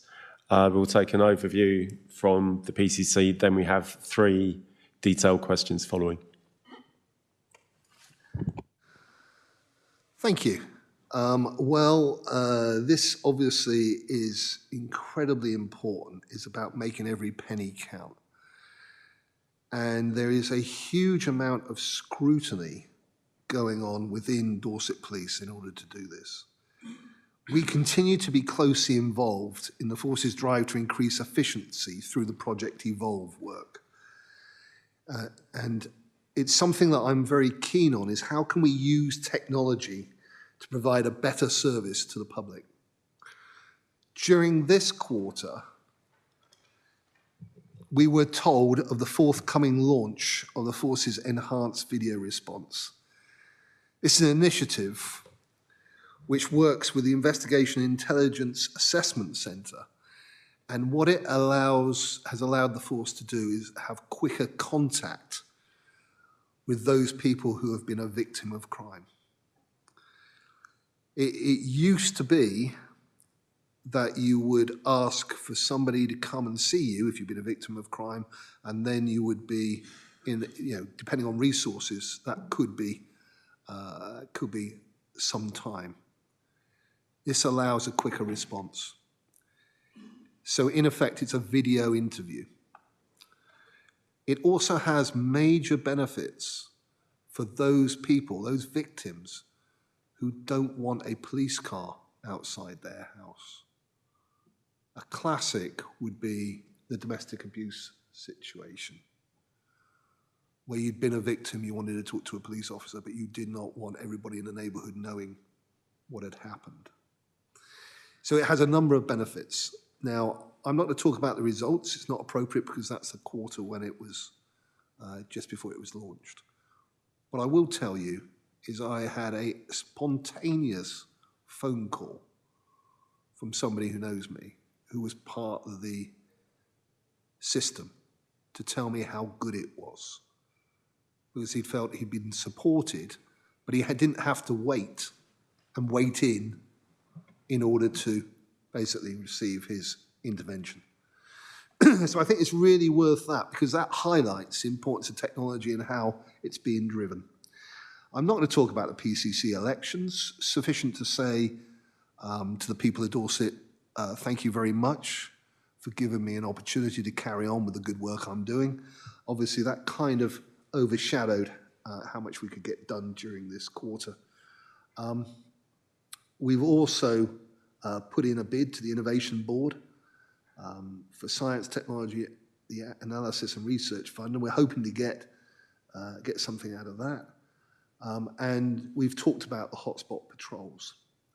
I'm not going to talk about right care, right person, because we've got a major paper on it. So that takes us through there as a very quick summary of some of the things that were going on during that quarter.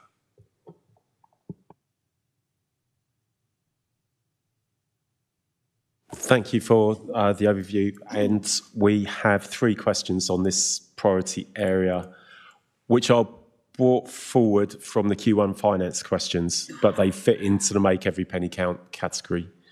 So I would go to Mike Short to open his questions. Thanks, Chair. Good afternoon, Commissioner. For sense of brevity, I've smashed these 3 questions into 2, if you don't mind. The budget presented at the PCP in Feb 24 stated that the budget gap for this financial year would be 2.7 million. The report that you just issued, Q1 report, now states that the shortfall is 3.6 million. Could you please outline what has changed in order to lead to this deficit uplift? And just running into the other question, the delivery of these savings is being monitored by the Efficiency and Productivity Board, of which your office is a member of that board. Going forward, could the Priority 6 report please have a few words on how they are progressing these savings? That's my first question. Thank you. Thank you. When the budget was set, 2.7 million of savings was still required, on top of the 1.8 million of efficiency savings that was also built into the budget. At the 30th of June 2024, of the 2.7 million savings required, 1.6 had been achieved and nearly 1.1 was still undelivered. Some of these savings are in progress, but taking longer to deliver than anticipated, and some are not achievable as expected, and are therefore being replaced with new savings being developed. So it's very much a work in progress currently. So the last part of your question where you said, would we come back and put this in as an ongoing item of how the savings are being achieved? Absolutely. I'm very happy to do that. To talk to what changed, one of the main challenges in setting the budget is predicting the number of officers that Dorset Police will have. Intakes of new officers have to be carefully planned, ensuring we meet our officer target for new uplift officers and replacing officers who leave. I don't know if you know, but there is a significant issue for Dorset Police funding-wise if they don't hit their officer targets. It's almost like there's a fine for it. So there's a delicate balance of meeting our officer numbers in order to make sure we receive our grants, but not having too many officers that we can't afford them. At the 31st of March, we achieved our officer numbers, but were 23 higher than we had assumed in the budget. Part of the reason for that was officer leavers during the first quarter was also slower than anticipated. Look, that's a great thing because it means you maintain experienced officers, but it doesn't do any good for your costs. Those people you thought were leaving hadn't left in the way that you thought they would. Another factor is that overtime in the first quarter was lower than in previous years, but still higher than budgeted. And it's one of the reasons why tighter restrictions on overtime were introduced following the Q1 forecast. So, putting it bluntly, there was more officers than was anticipated, and they left slower than was anticipated. Those were the changes that have driven this. We're very clear that we'll give you an update the next quarter and provide more detail. We're very aware of this constant situation, and I'm very conscious of it. And I want to preserve what we need to do with the plan as the primary objective for the people of Dorset. And that's what I'm talking to with the Chief Constable on a regular occasion. But there's no doubt about it, we've got to satisfy our financial commitments. And getting those two areas to match is the challenge over the next few months. Did you want to ask your second? Yeah, thank you for that. You've succinctly answered that question, and thank you to you and your staff. Following on from what you just said, what assurance are you seeking from the Chief Constable that these savings will not impact on policing effect for the people of Dorset? Well, this is very much as business as usual for my team and I. We regularly seek assurance from the force on the impact of savings on the policing crime plan and policing more generally. Indeed, it is through the input of my treasurer, my chief executive, and the director of operations at various force boards that benefits, and indeed those areas which won't benefit us, are carefully assessed as part of the options appraisal before decisions are made. Policing crime plan delivery, force strategic objectives delivery, along with dependencies against other existing change or transformation projects, capacity to deliver said change, and of course financial and non-financial savings are all factors that are comprehensively taken into account before decisions are made at boards, which my senior management team routinely attend. So while some of the savings built into the budget are no longer considered achievable, as the impact was too great for the level of savings delivered. For example, custody review identified options which would all have created significant impacts for relatively small savings. Therefore, it was decided not to pursue them. You have to balance the effect with the saving. I will continue to seek assurances from the Chief Constable as the force works to bring the spending back in line with the budget and to understand any impacts and mitigations which can be put in place. That is, however, not to say that it is always possible to completely mitigate the reduction of any policing effect. Members old and new alike will be well aware of the financial challenges that are facing Dorset Police, including the police grant allocation formula not being revised since 2013. So some forces are getting too much and others not enough, meaning Dorset Police receives the second lowest funding in the country from the grant, and this is magnified by all other grants being allocated according to the same formula. At the same time, no funding is received for the greater cost of policing a rural county has, or for seasonality. 24 million stays, 13 million overnightly trips to Bournemouth, Christchurch and Poole and the wider Dorset area. We don't get an extra penny despite our population growth in the summer.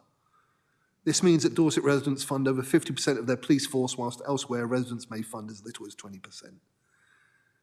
I am very, very clear that this has gone on long enough. I am yelling as loud as I can because it is not right that we are disenfranchised compared to other areas in the country with policing. I hope to build a collective endeavour with the new MPs, all the MPs in Dorset, and some of them have been really, I think it's one of them already has made the point about the funding formula.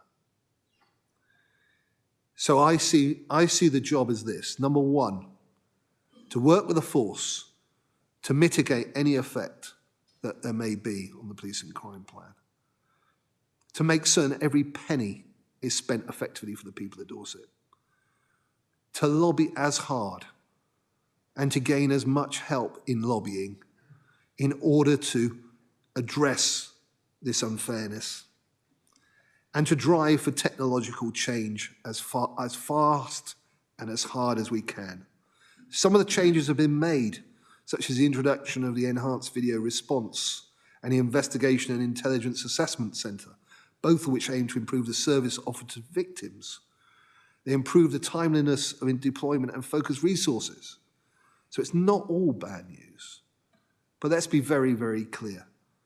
I see my job now is to, at every opportunity, make the point. We need this fairness to be addressed for Dorset.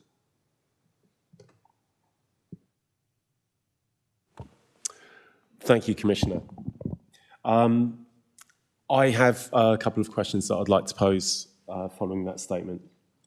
I note the mention of collective endeavour of MPs in order to support lobbying of central government. It would be appropriate, do you feel it would be appropriate to include the police crime panel as a counter signatory to support your letters of collective endeavour to add extra weight of feeling? And beyond that, potentially including leaders of the administration of our two local authorities to add even more weight, which I'm sure they would willingly give to ensure the people of Dorset get adequate policing budget and resource.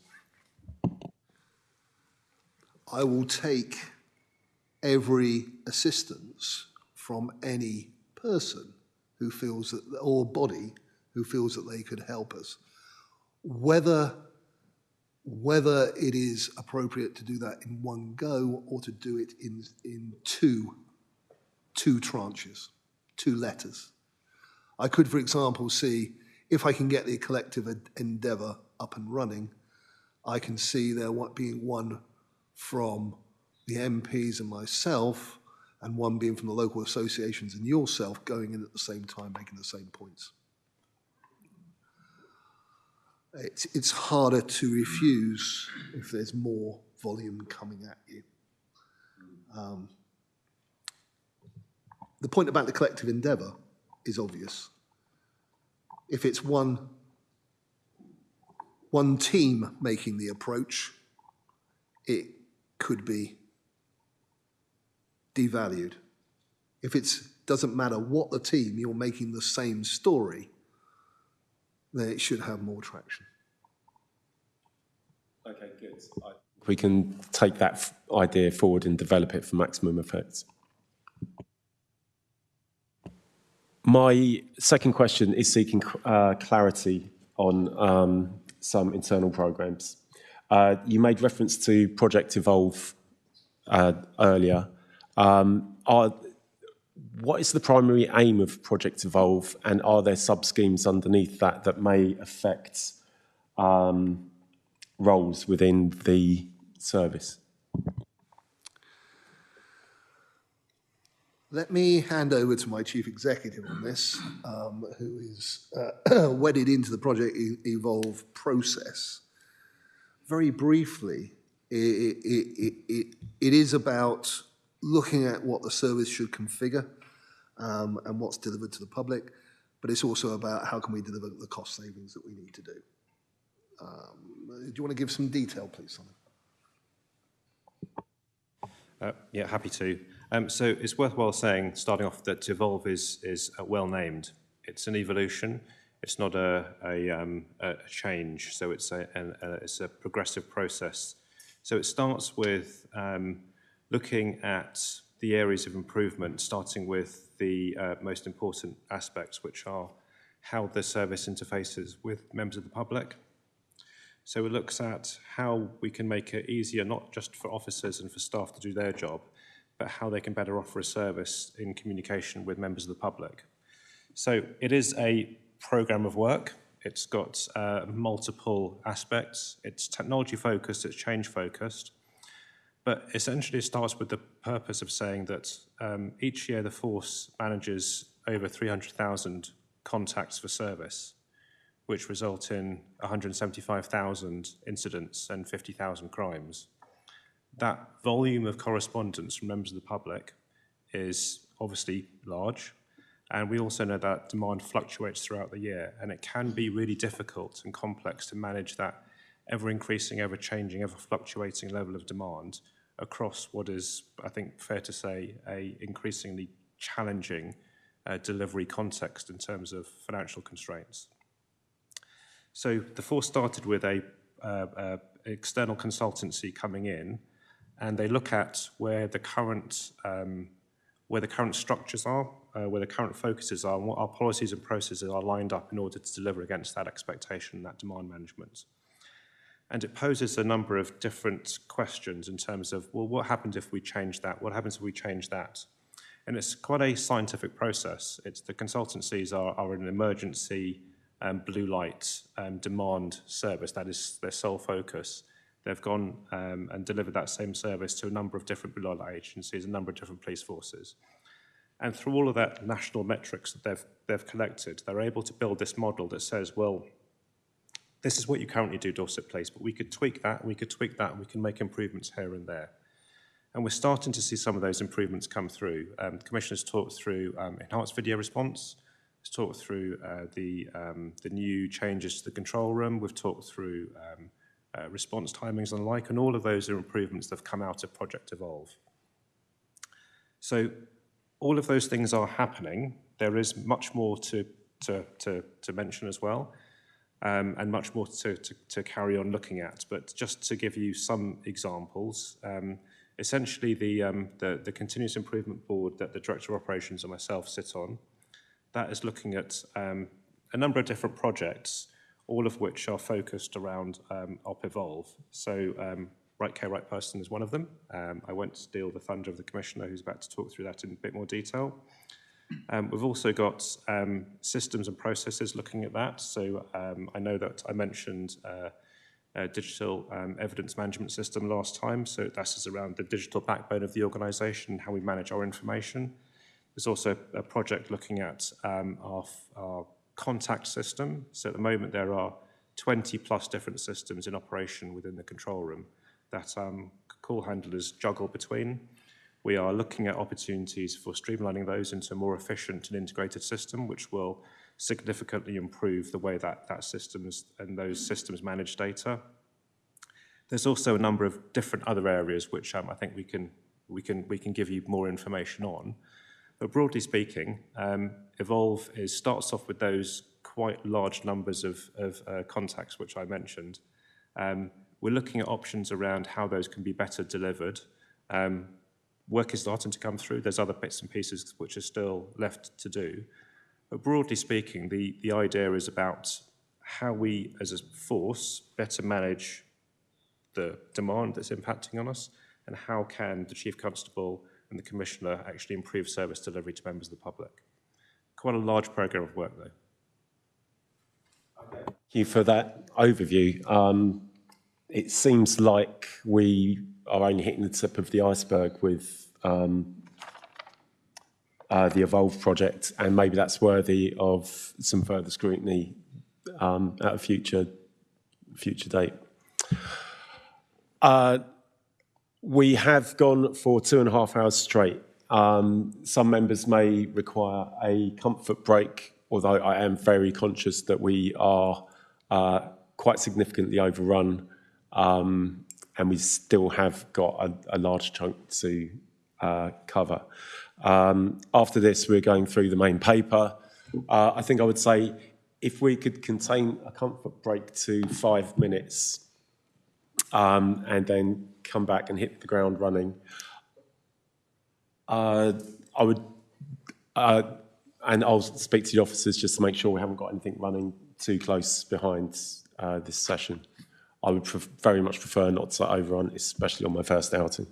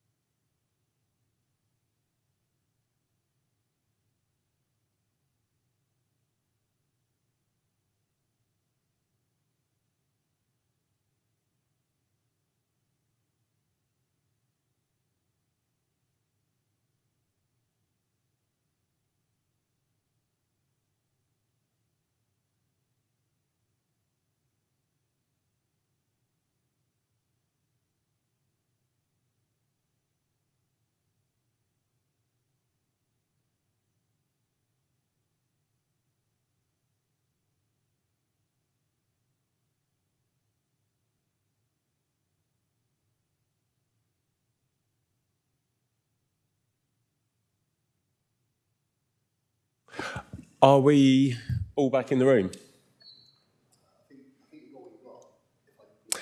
Yes, Simon has given his apologies because he has to move on. Has Louis had to apologise too? Okay. It has been noted that possibly we should bring the key line of inquiry piece higher up the agenda. Potentially, that's something that we can discuss. And on that note, we will restart the stream and head for item 8. Okay, thank you for bearing with us, everybody. We will resume the meeting after taking a brief break. We are moving on to item 8 of the agenda, which is right care, right person. This is based on key lines of inquiry that were submitted in advance of the meeting. So again, I will pass to the Commissioner to give us an overview of the paper.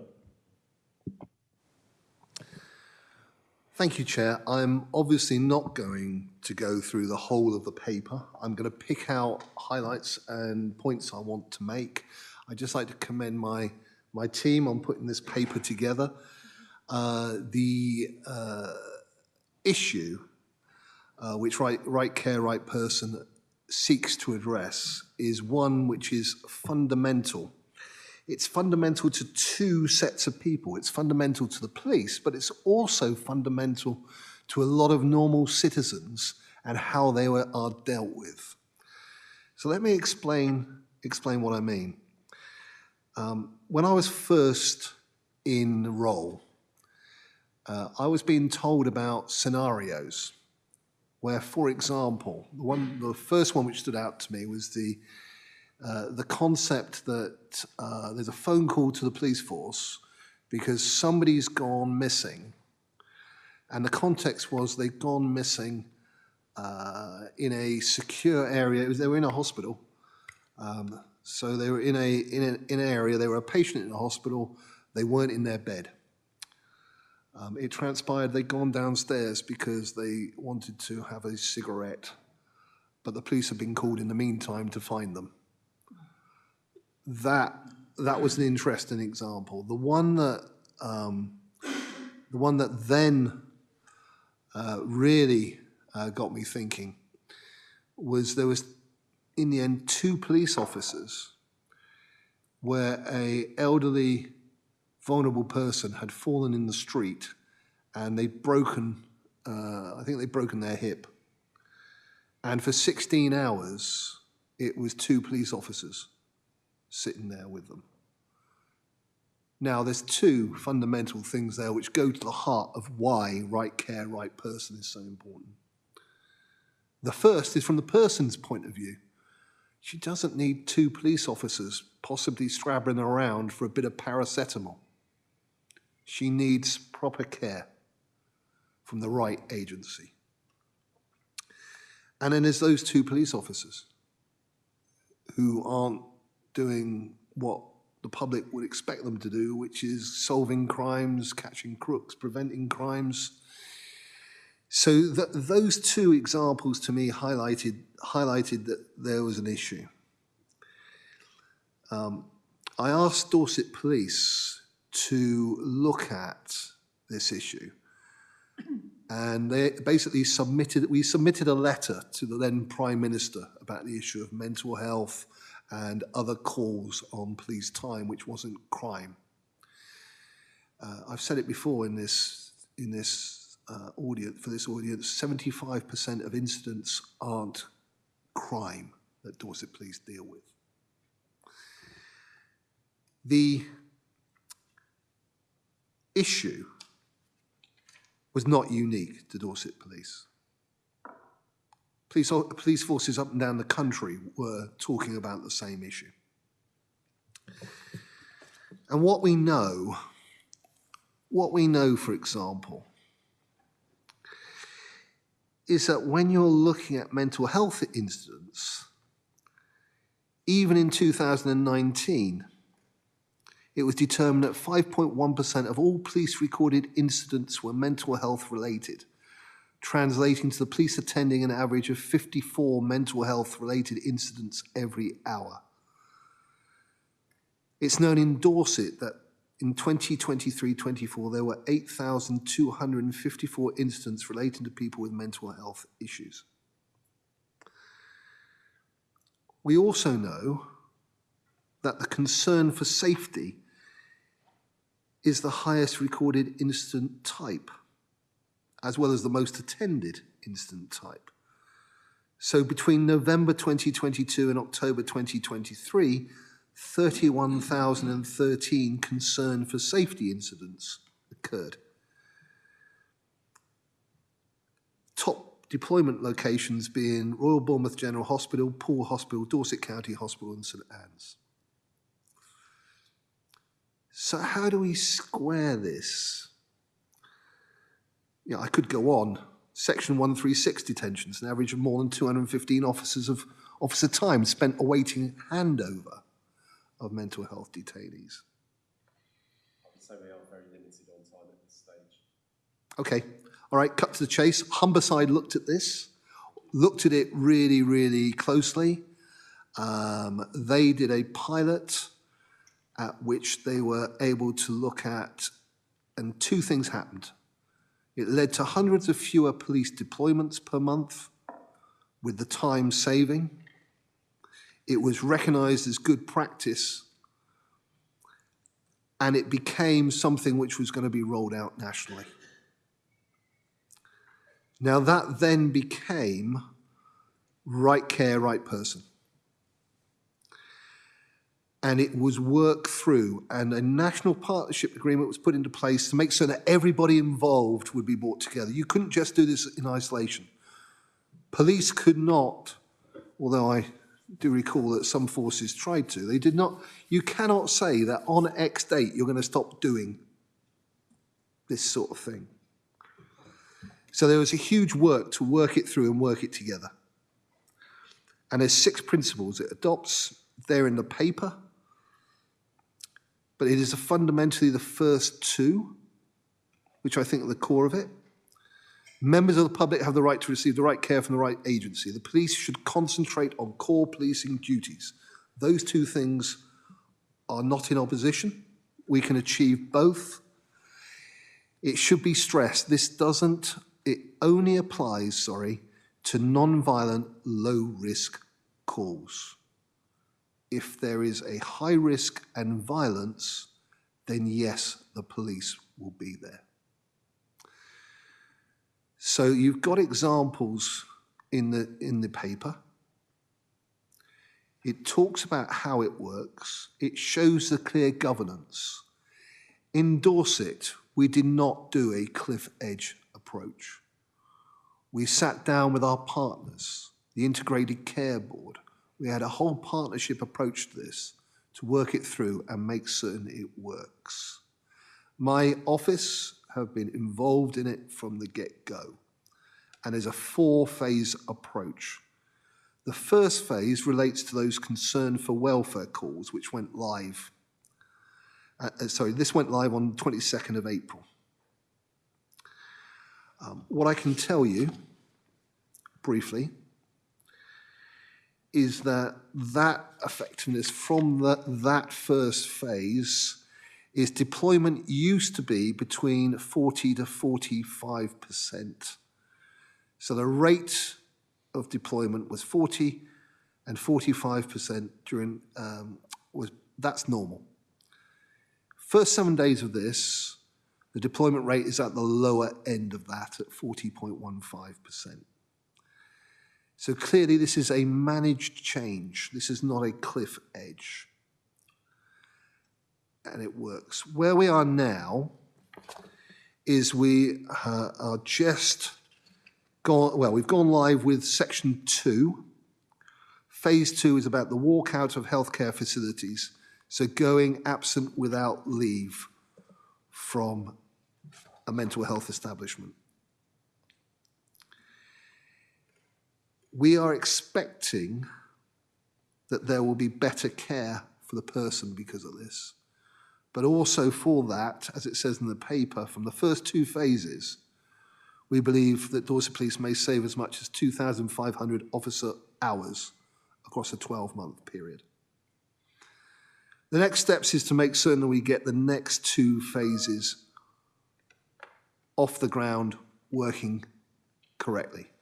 As I've said from the start, this is working with partners to make certain the phases work. And that's what we're going to be doing. Current indications are that the rollout is progressing successfully. I have, it's a small measure, but my inbox has not changed around this sort of issue since Right Person, Right Care has been going forward. I'm very clear that Dorset Police must focus on their core policing duties.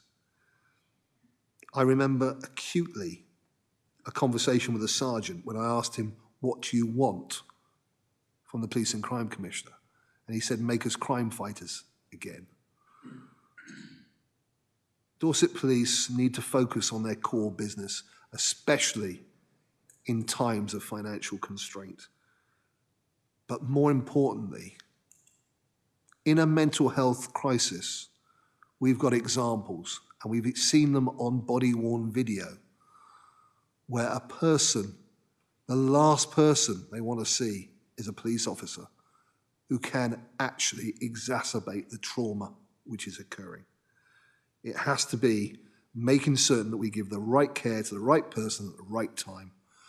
This is the approach that is being taken nationally. I'm very proud that we are moving it forward in Dorset and that we're progressing successfully. Obviously, there's more to do. We are making certain that it's being done carefully with our partners in order to do that. I commend the paper to the panel. Thank you, Commissioner. At this point, we are 7 minutes away from our 3-hour limit, and we will need to move to a vote to extend to cover the business that is left. The business that is left is 4 questions on the paper and the forward work plan, none of which should take a huge amount of time, but I'll pass to our monitoring officer. Thank you, Chair. If members could signal their agreement to extend the meeting, please. Thank you.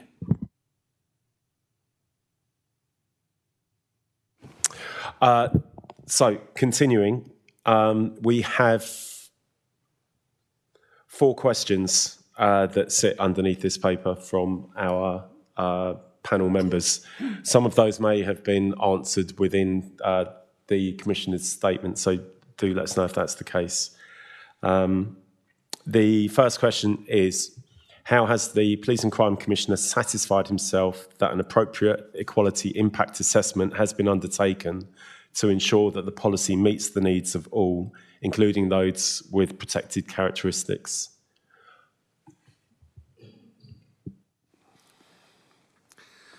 So an equality impact assessment has been completed at a national level for the entire RCRP programme, with local assessments being undertaken alongside a local phased implementation. These EIAs have been shared and discussed with my office, and the Director of Operation represents me on the implementation board. And so I'm assured that this work has been undertaken and that mitigation has been put in place. I think it's important to stress that nothing with RCRP is intended to detract from the engagement that the force undertakes with Dorset's communities. That should be business as usual. Indeed, the central tenet of RCRP is to ensure that the most appropriate care is provided to those in need of professional assistance. So while it's acknowledged that, for example, those with disabilities are likely to be more impacted by RCRP than those without disabilities, the overriding intention is naturally that the changes should be positive. So to answer your question, yes, those quality impact assessments were undertaken, and I'm satisfied that they meet the job. Thank you, Commissioner. I will now go to Dr. Mitin.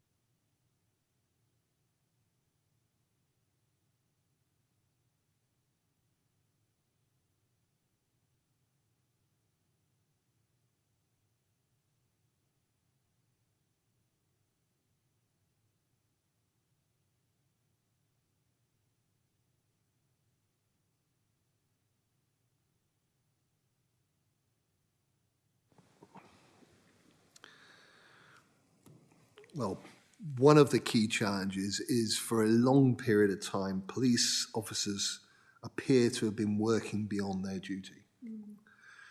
Or if I put it another way, they've been the first port of call rather than the service of last resort. So change is often a difficult thing to grasp and to achieve, especially if you are embedded in a certain way of operating. Cultural change is one of the biggest difficulties that any organisation has. So one of the challenges is to ensure that officers and staff are comfortable in making different decisions, and that frontline operators adopt the change. So there has been a lot of work of education, if you like, internally to understand the rationale for implementing RCRP in the first place. It will continue to require this extensive training and stakeholder engagement. But I think it is really, really important because it is very easy to have a misnomer about this, that this was put in place in order to satisfy just policing requirements. Absolutely not. It is put in place because the people are not receiving the care they need to get from the right people when they need it. And that was why there was the extensive work done in Humberside in the first place in order to get to this scenario. Of course, look, we've got phase 3 and phase 4 to go. We're not naive that there's a possibility that the health and social sectors also, in their need to adapt to these changes, there may be circumstances where those suffering from mental ill health receive a delayed service. I will make the point, this isn't just about mental ill health, it's about lots and lots of other elements, but that is the primary one that is the greatest focus. So one of the challenges for partner agencies then is, especially if mental health demand continues to rise, as you noted, will be the funding. And in some cases, they may need to redesign frontline services. But what I'm confident about is that this isn't about Dorset, this is about the whole system, because this is being adopted nationally. The national partnership agreements, etc. So the partners will be looking at how to adapt to this as well. And presumably they'll be doing what we do. Talk about resources, talk about funding, and talk about making cases. And more money in for mental health in not just the country, but Dorset would be something which I think we'd all be grateful for. Thank you, Commissioner. I have a further question from Mike Short. Thank you. First off, can I reiterate as well, Commissioner, and congratulate Adam on an excellent paper, which should have a greater distribution than just this panel. I know it's in the public domain, but it's got a lot of very interesting and informative stuff in it. I fully endorse the RCRP as a way forward through work I do elsewhere, but I do trust that you and your team have studied the lessons identified of other forces in order to ensure that we do not make the same mistakes that they would have made as part of the introduction of this process. I need to answer that question because I know I'm getting nods behind you, so I know you have. I have two questions which I am going to smash together. How are you ensuring that the do nothing option is not taken by other agencies? And then how are you ensuring that Chief Constable has got sufficient legal protection for her team should other agencies not take up their responsibilities, which may result in harm to self or others as part of the RCRP? Thank you, and thank you for those kind words. Look, it's important to stress that as PCC, I'm not responsible for clinical interventions within Dorset. So I absolutely get why you asked that question. It's not for me to direct what medical treatments are or are not suitable Indeed, it would be wrong of me even to speculate on that. What I do know is, and you kind of alluded to it in your summary around the question, you asked about mistakes made by other forces, etc., etc., etc. The simple answer is yes, we looked at exactly how this has been implemented. We took a lot of stock from the way that Humberside did it, because Humberside did it very successfully. They took a great length of time to make certain all the agencies were on board and to work together collectively. They did not come up with a threshold saying, on X date, we're not going to do that from the police force. So I'm assured that with the governance structure that we've got, the fact that we haven't put it as a police-led change, we put it as a partnership-led change in Dorset. I'm assured that we're going to be able to work together to ensure that RP is implemented successfully. And that's not just from the police end, but the needs of those who are actually suffering from mental ill health. And they very much are at the forefront of all the discussions which occur. It is about getting it right for them. So we are clear that we are working to make certain that there is sufficient time provided to partner agencies in order to make certain these phases are introduced successfully. Otherwise, it's also important to stress one of the key issues with the approach being taken prior to the implementation of RCRP was, in effect, police officer attendance could very easily lead to the sort of event degradation we're trying to avoid. I mean, it was very stark in that video that was seen, where the person with mental health issues, actually, it was very clear the police were exacerbating the problem. And it wasn't a need, they weren't going to harm themselves, nor were they going to be violent to other people. They were just not doing what the organization where they were wanted them to do. So it wasn't a situation where the police should have got involved. It was very, very clear. And I think we have to accept that we need to get that right. So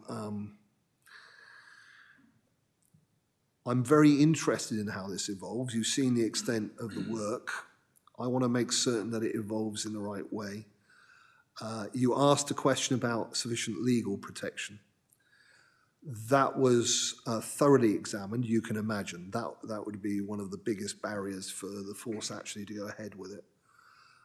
It was examined both at a national level and also the local level. The legal advice, very clear, is that this is sound, and that it is the unnecessary attendance of officers rather than the lack thereof that arguably invites the greatest legal risk. You know, a police officer who intervenes doing something which isn't policey, he's going to be at more legal risk.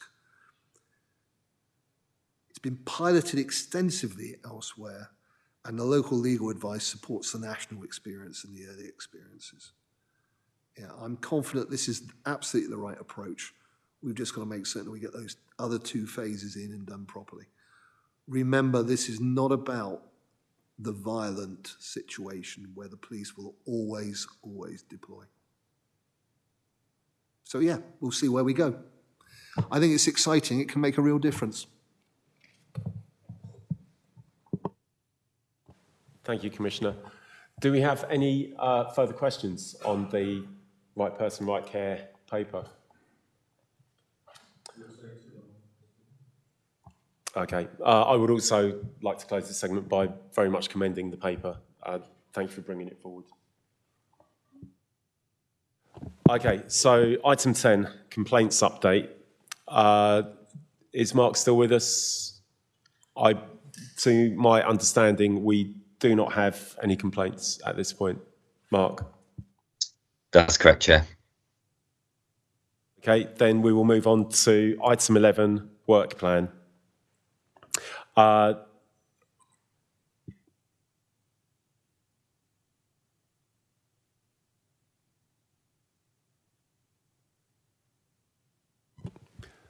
Are you happy I talk through this, Chair? Sorry? Are you happy if I pick up on the forward work plan? Yes, yeah, I'm happy for you to go forward with that. Thank you. Okay, thanks, Chair. I think there will be a session with the panel to work up a longer term forward work plan now that the revised policing crime plan is available. There are two items I think that the panel may wish to consider based on discussions for the next meeting. The first of which is investment in technology to improve police response efficiency and to identify priorities, which was raised by one of the panel members. And also earlier in the meeting, there was a suggestion of an item on intervention on child abuse. So I wonder whether possibly the panel may wish to consider those for the December meeting. And that's it for me, Chair. Thank you, Mark. Members, are you in agreement with those items as the forward work plan going forwards? And we will do a more detailed deep dive workshop into the forward work plan based on priority areas going forward.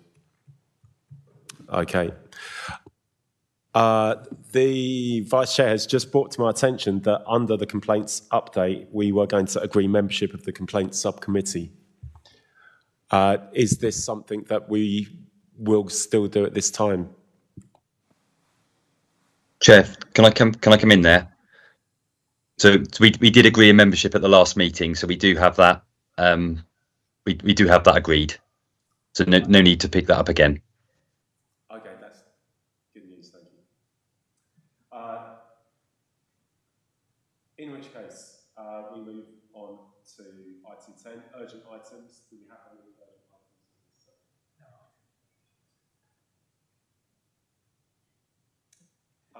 Item 11, exempt business. Have exempt business? No. Then, unless there is any other business, I call this panel Commissioner. Thank you, Chair. Look, I just wanted to say, firstly, thank you for your first chairing out. I thought that was great. We got there. But I wanted to just make a couple of words about the outgoing chairperson, who, Mike Short, this is his last meeting, I understand. I heard you say hooray there. It's your last meeting, and I think, look, I just want to put in a vote of thanks on behalf of the people, if I may be so bold, to say thank you for all your hard work as chair. And also thank you for coming back as an independent member today, which is and asking questions, which is almost above the call of duty. But I think it should be recognised, the commitment and the passion that you brought to the role. And thank you.